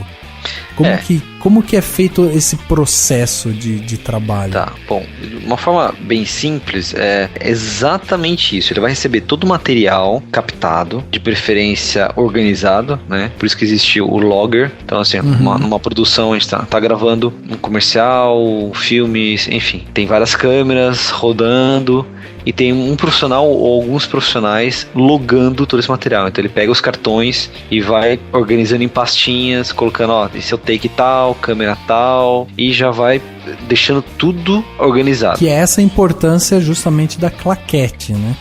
A claquete, ela tem uma função não só de organização dos takes, quando você, na época do rolo e tal, você ter essa primeira cena que diz qual take é, tempo, a data e tudo mais, mas também para você sincronizar o áudio com o vídeo. Sim. Vocês já trabalharam com vídeo mesmo, assim, de sincar o áudio e o vídeo? Sim. Antigamente era até um pouco mais complexo, porque o rolo do filme e o rolo do áudio eram rolos bem diferentes. Depois que começaram a fabricar o rolo que na lateralzinha já tinha o áudio, né? Isso era uma coisa mais recente. Mas quando se gravava, ele gravava separado.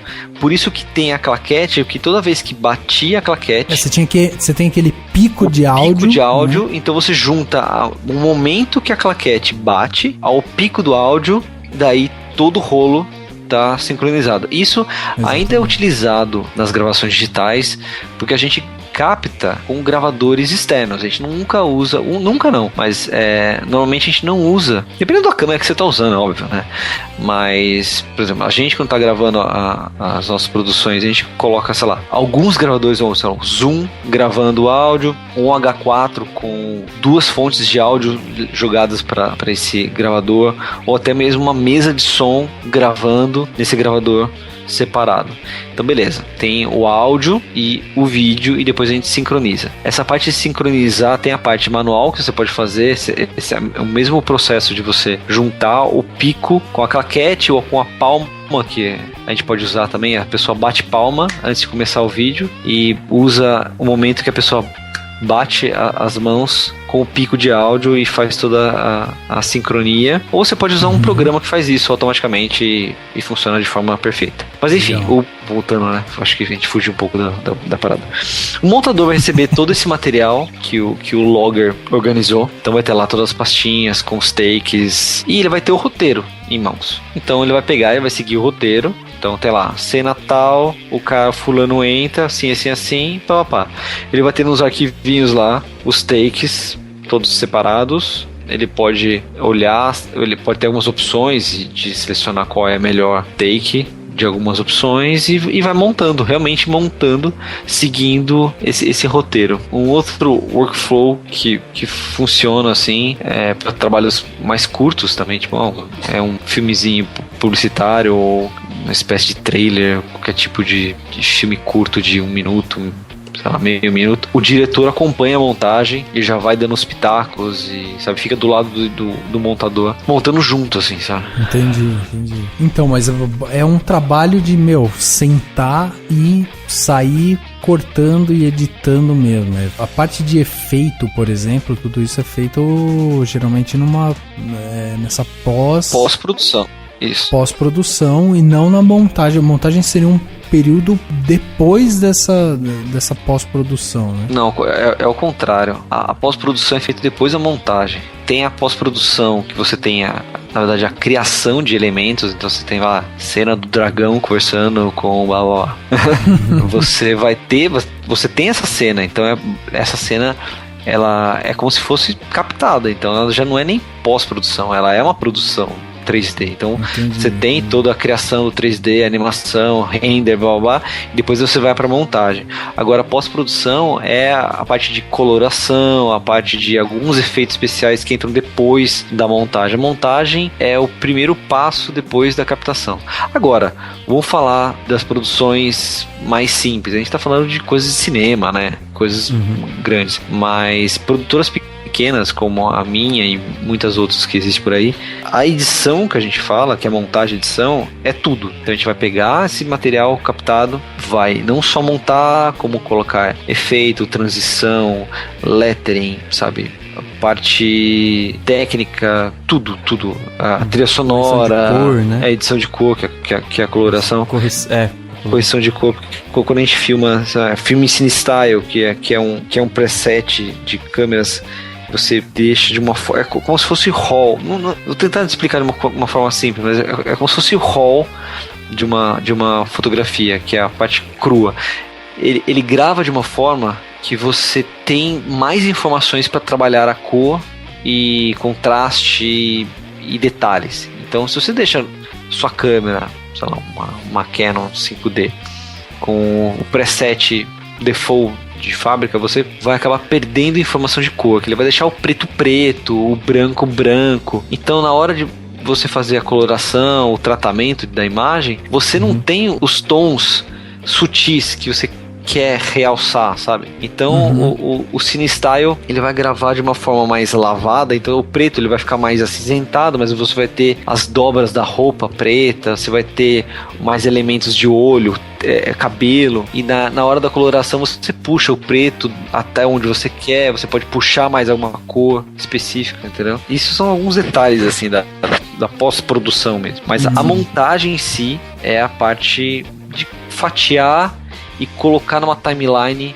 o filme. Tá, e aí quando a gente para pra pensar justamente nisso, o cara que tá escutando a gente e que tá falando assim, caraca, eu quero muito fazer edição, eu quero montar filme e tal. Softwares, hoje ele trabalha com que tipo de softwares que ele tem no mercado e que são usados de forma regular por produtoras, assim? A gente tem o que? O Adobe Premiere, né? Final Cut. Desde que a gente começou com Miolos, a gente recebe bastante perguntas das pessoas. Mas que programa vocês usam e tal? Tem, óbvio que tem os programas profissionais, mas assim, cada programa tem sua particularidade e na verdade não existe um programa certo para você fazer a edição, assim. É o programa que você melhor se adapte, o programa que você tem em mãos, né? Então, se você tem o Vegas, vai com o Vegas, que é da Sony. Se você tem o Premiere, vai no Premiere. Se você tem o Final Cut, vai no Final Cut. Mas mesmo o mercado não te exige uma certa, tipo assim, tem dois que são, tipo, você tem que, se você quer entrar no mercado, você tem que saber. Por um bom tempo, o Final Cut, o que eu percebo, tá? O Final Cut é o mais usado. O Final Cut, até o Final Cut 7. Depois eles lançaram, a Apple lançou as novas versões que eles fizeram uma coisa mais intuitiva, ficou meio parecendo o iMovie, e isso não foi aderido pelos produtores, assim, sabe? Pelas produtoras. A galera não curtiu e muita gente começou a migrar pro Premiere. Foi mais ou menos o que eu fiz. Só que assim, eu comecei tudo errado, né? Porque como eu não sabia trabalhar com vídeo, nunca tinha trabalhado e tal, o programa que eu tinha ouvido falar, que era bacana, que era mais usado, era o Final Cut. Fui lá, peguei o Final Cut, comecei a trabalhar no Final Cut, e era o Final Cut X, que é o 10, né? Só que é a versão que ninguém usa, que todo mundo mete o pau. Que era a versão mais nova, mas era uma versão mais intuitiva. Pra mim foi ótimo, porque eu não precisei aprender uma parte mais técnica, a parte mais chata. Era meio que só arrastar, jogar os takes lá. Era muito parecido com o iMovie, que é um programa pra leigos, assim, sabe? E depois que eu comecei a conhecer a galera que trabalhava com vídeo, cinegrafistas e tudo mais, o pessoal fala assim, pô, mas esse programa é muito ruim, isso aqui, você tem que usar o Final Cut 7, e daí começaram a falar muito bem do Premiere. E como eu sempre trabalhei com Photoshop e programas da Adobe, Design, Illustrator, eu resolvi, vou tentar trabalhar com o Premiere, porque eu acho que eu vou me adaptar bem, né, porque o workflow, né, é muito parecido com o que eu já conhecia. Sim, E eu me adaptei super bem, e eu tô vendo muita gente migrar pro Premiere, porque hoje em dia tem alguns detalhes técnicos, por exemplo.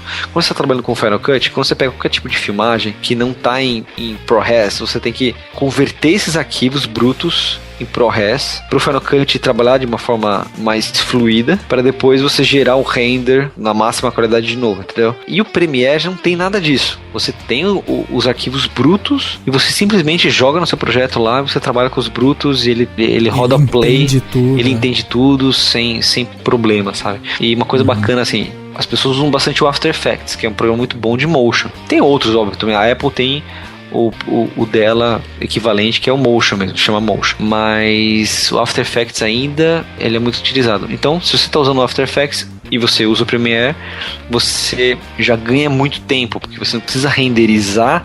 Então, sei lá, você está fazendo a edição de uma entrevista, um apresentador. Então o cara surge na tela, você tem aquele nome do cara que aparece, um GCzinho animado com o loginho do programa e surge o nome do cara, tá? Isso você faz no After Effects, essa animação.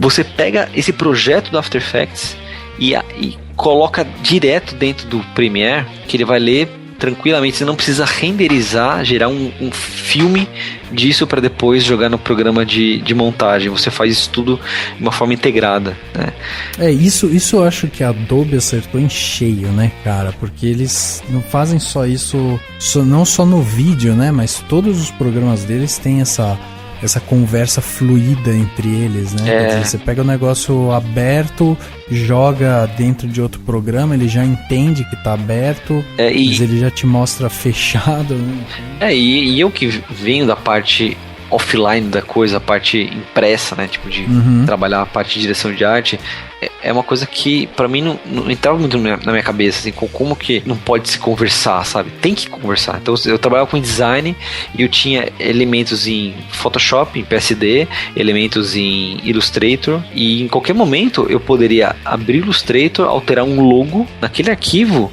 que meu design ele já ia entender essa alteração. Exatamente. Então, isso é uma forma inteligente de se trabalhar. Mas assim, não é só o Premiere. Então os programas, todos os programas estão ficando mais integrados, né? Até o Photoshop hoje em dia, você pode trabalhar alguns elementos em 3D direto nele. Eu acho que o futuro vai ser tipo um programão que acaba fazendo tudo, assim, sabe?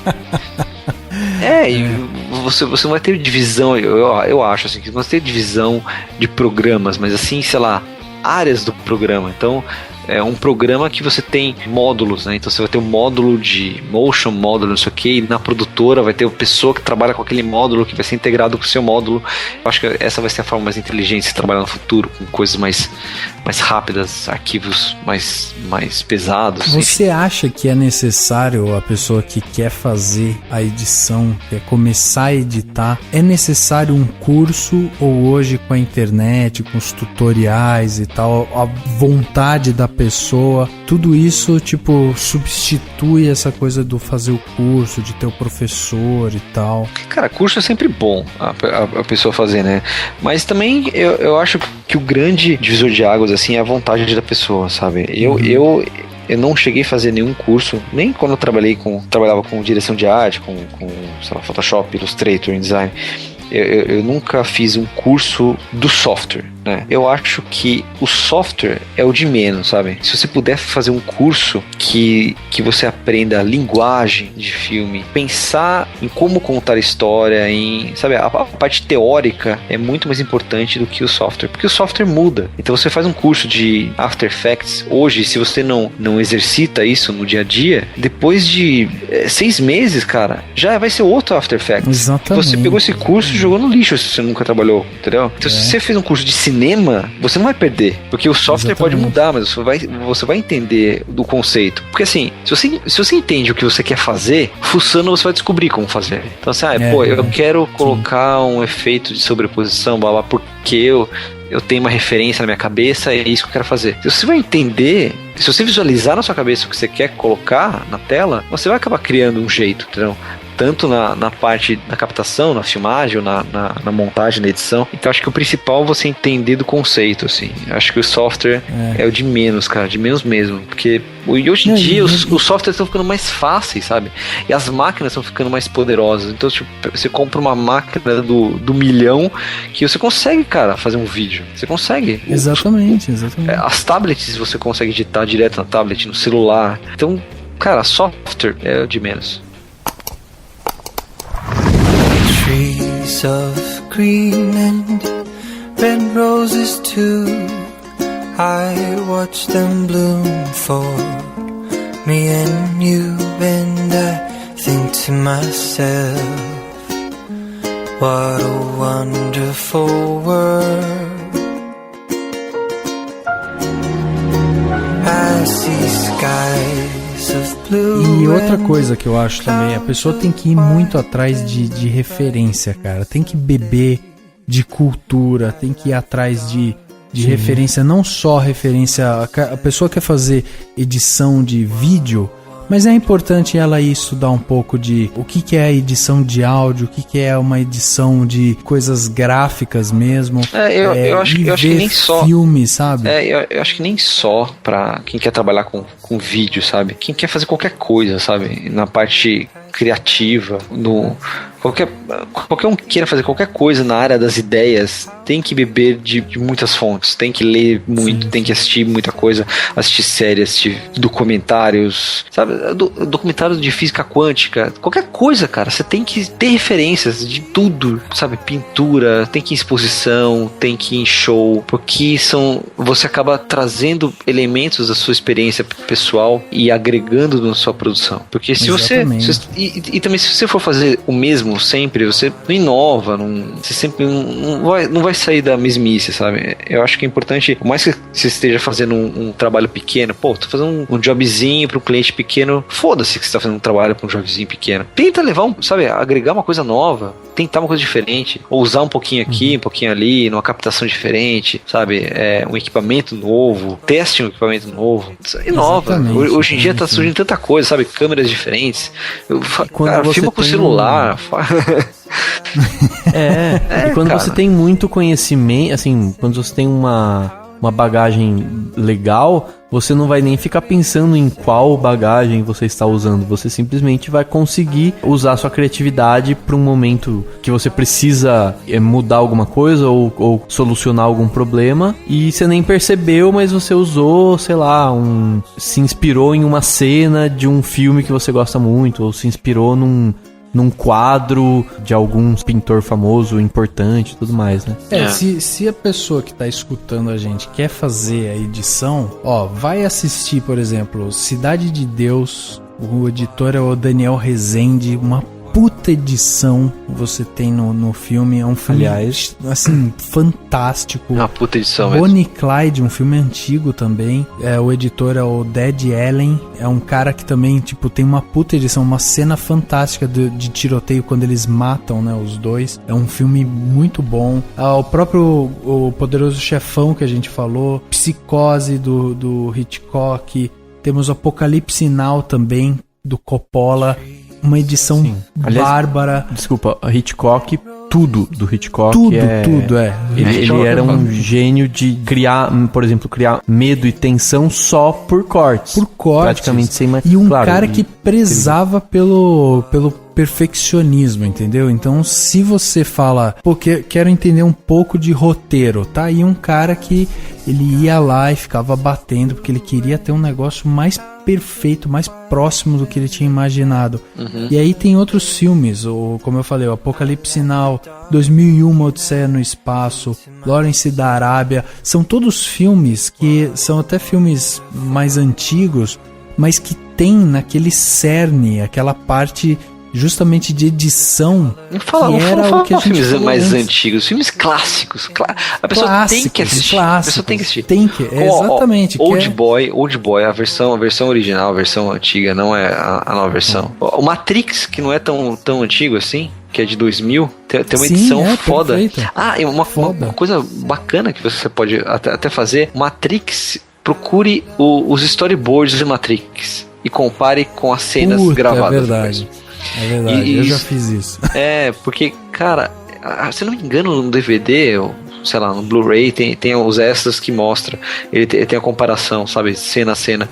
E mostra assim, coisas que a gente achava que, tipo, a montagem era primorosa, mas no fim, tipo, tava no roteiro já previsto, tava no storyboard, aquela cena, aquele corte daquela cena pra um detalhe, e já tinham pensado nisso antes de filmar.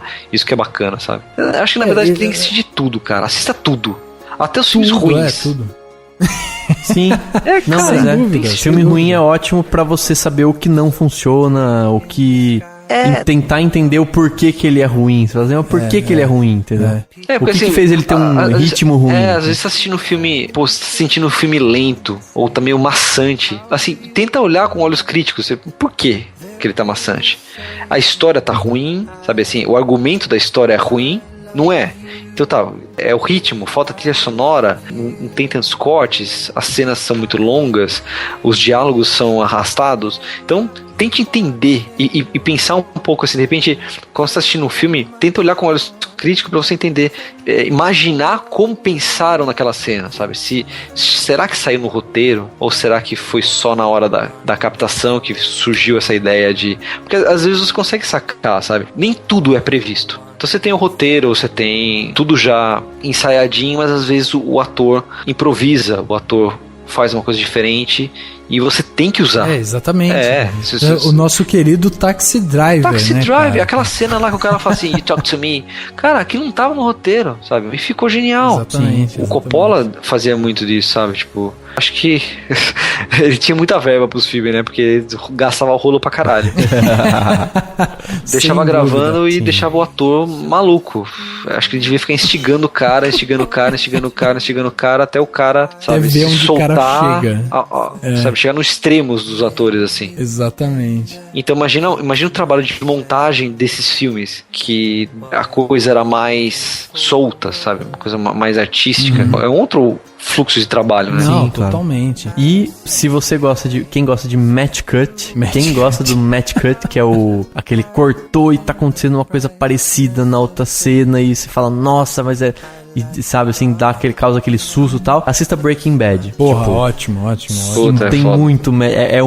acho que pelo menos meia dúzia por episódio. Não sei se tô exagerando, mas é muito, é o tempo inteiro.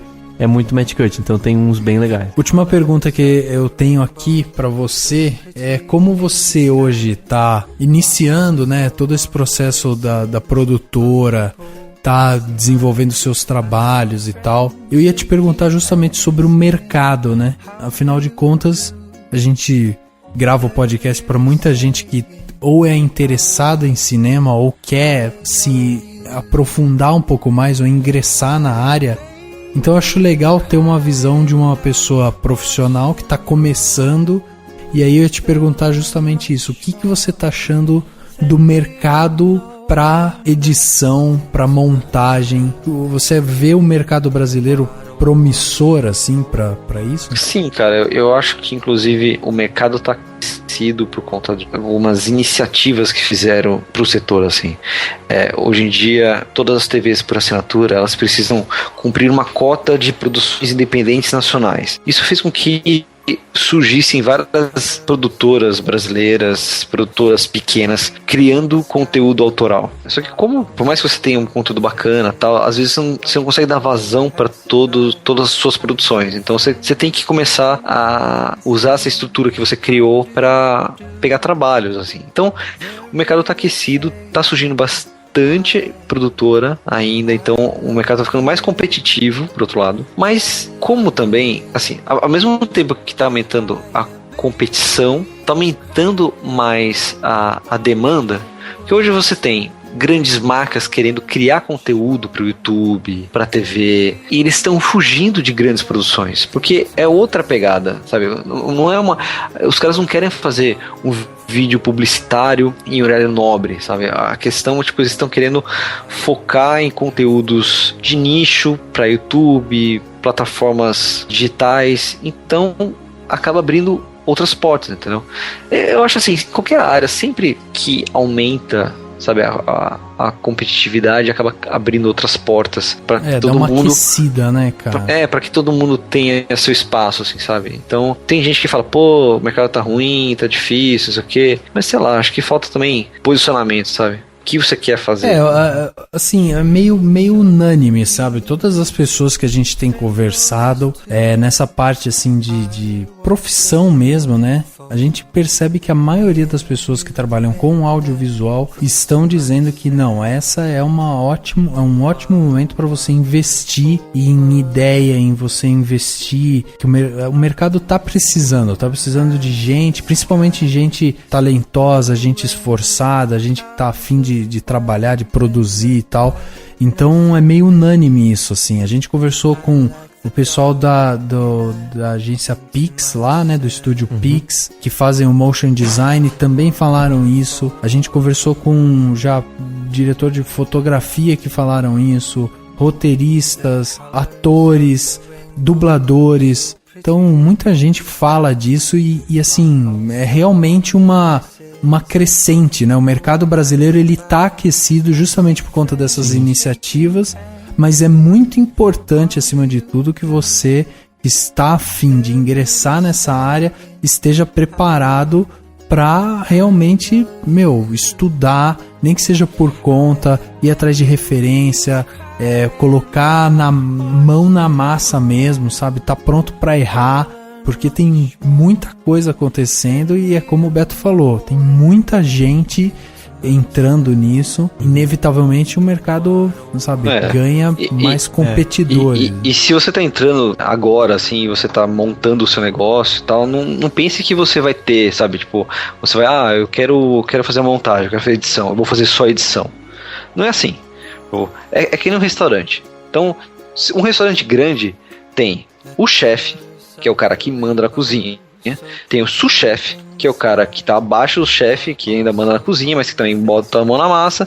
Daí tem o cara do molho, o cara da pasta, o cara da carne, o cara do frango. E assim é no restaurante grande.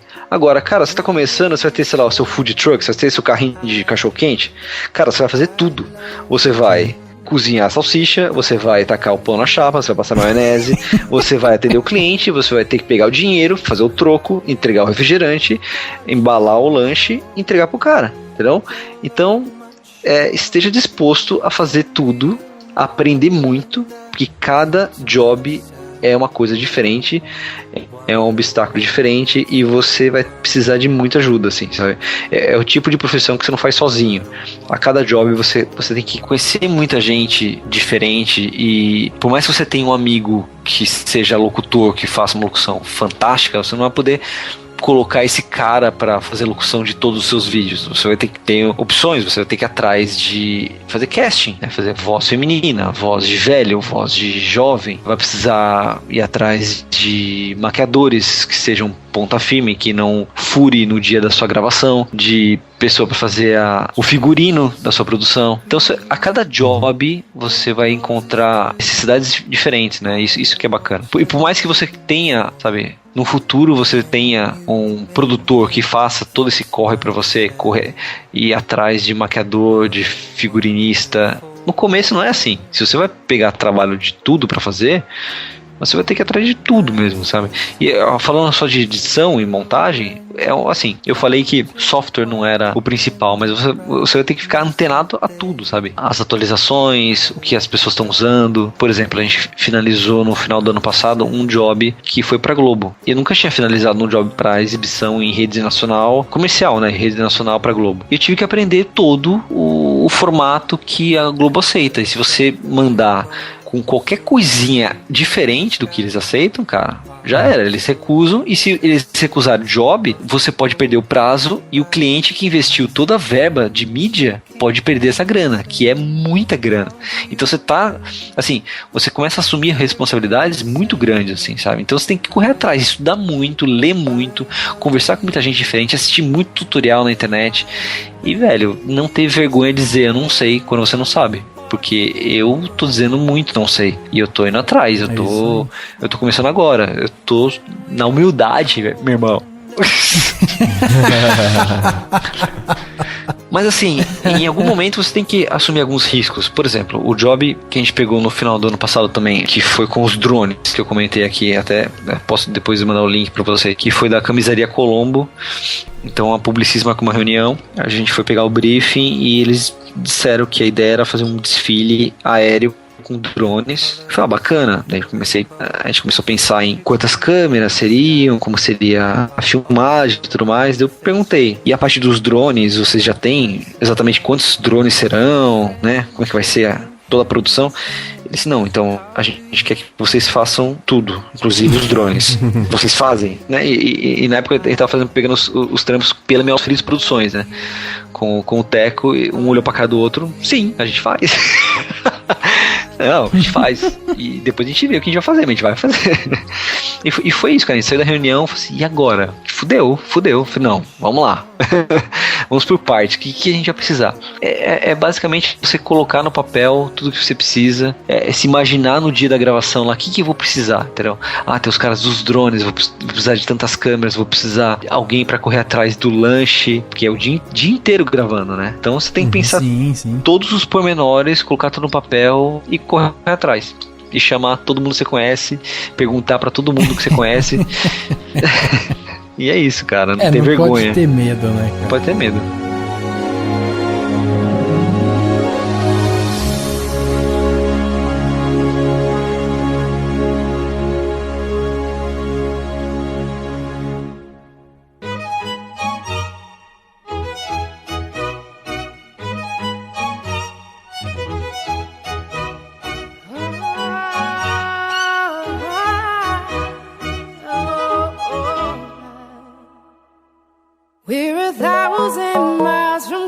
over. We have traveled land and sea, but as long as you are with me, there's no place I'd rather be. Chegando ao final de mais um podcast, agora o podcast Cinemação número 129, falamos sobre a magia da edição, hein? Conversamos aqui um pouco sobre qual que é o processo da edição, demos alguns exemplos de filme, também falamos sobre o mercado nacional e tal. Colhemos aí um pouco mais de informação com toda essa experiência que o Beto tem no mercado. Toda essa experiência,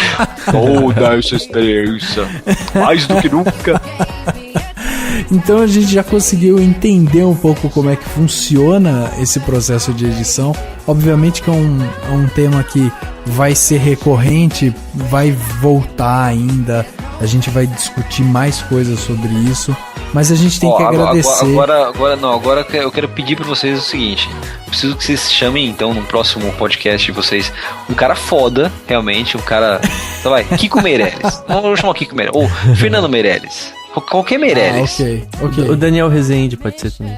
Pode ser, é isso, pode ser também. Chama os caras e eu quero participar também, que eu quero aprender, eu quero tietar, tá? Então, o pedido que eu faço é esse. Fechado. Nem que eu fique de ouvinte, eu fico de ouvinte.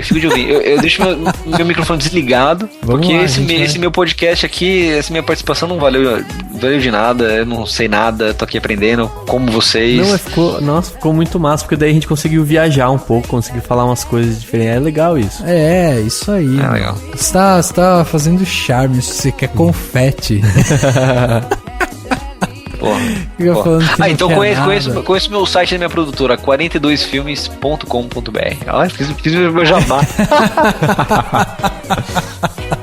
Exatamente, cara, tá aí. Então, Beto, muito obrigado, cara, pela participação, pelo papo. Sempre muito bom conversar com você. Agora, colhendo um pouco mais da sua experiência como empreendedor, olha só. Empreendedor? É, né, cara? Não deixa de ser. Me ferrando. Mas é bom. Dani, muito obrigado pela sua participação. Mais um podcast. Espero que eu tenha contribuído de alguma forma aqui, porque hoje... Mas eu falei das histórias lá, das coisas lá, mas tudo bem. Chegou com os russos, com os eslovenos. Galera, tudo desses lados aí, Crimeia e tal, né? Sei lá, guerra, né? Mas enfim, isso aí, valeu, Rafa, brigadão aí, Beto, pra todo mundo que tá ouvindo, valeu. Até semana que vem. Muito bom. O podcast Cinemação número 129 fica por aqui e a gente se vê no próximo.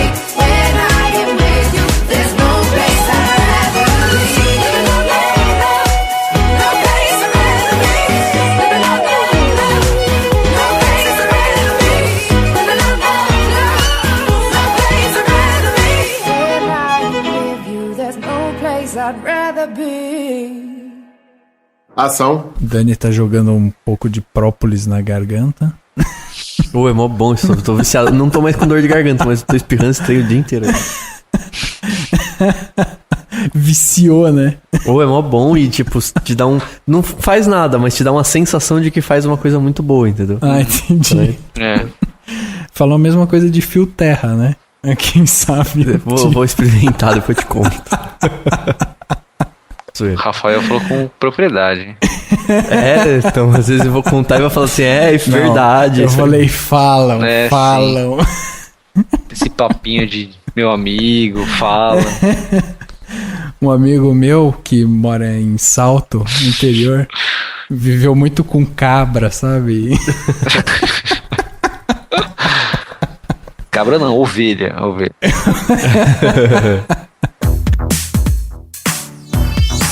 Esse podcast foi editado pela Isso Aí Design.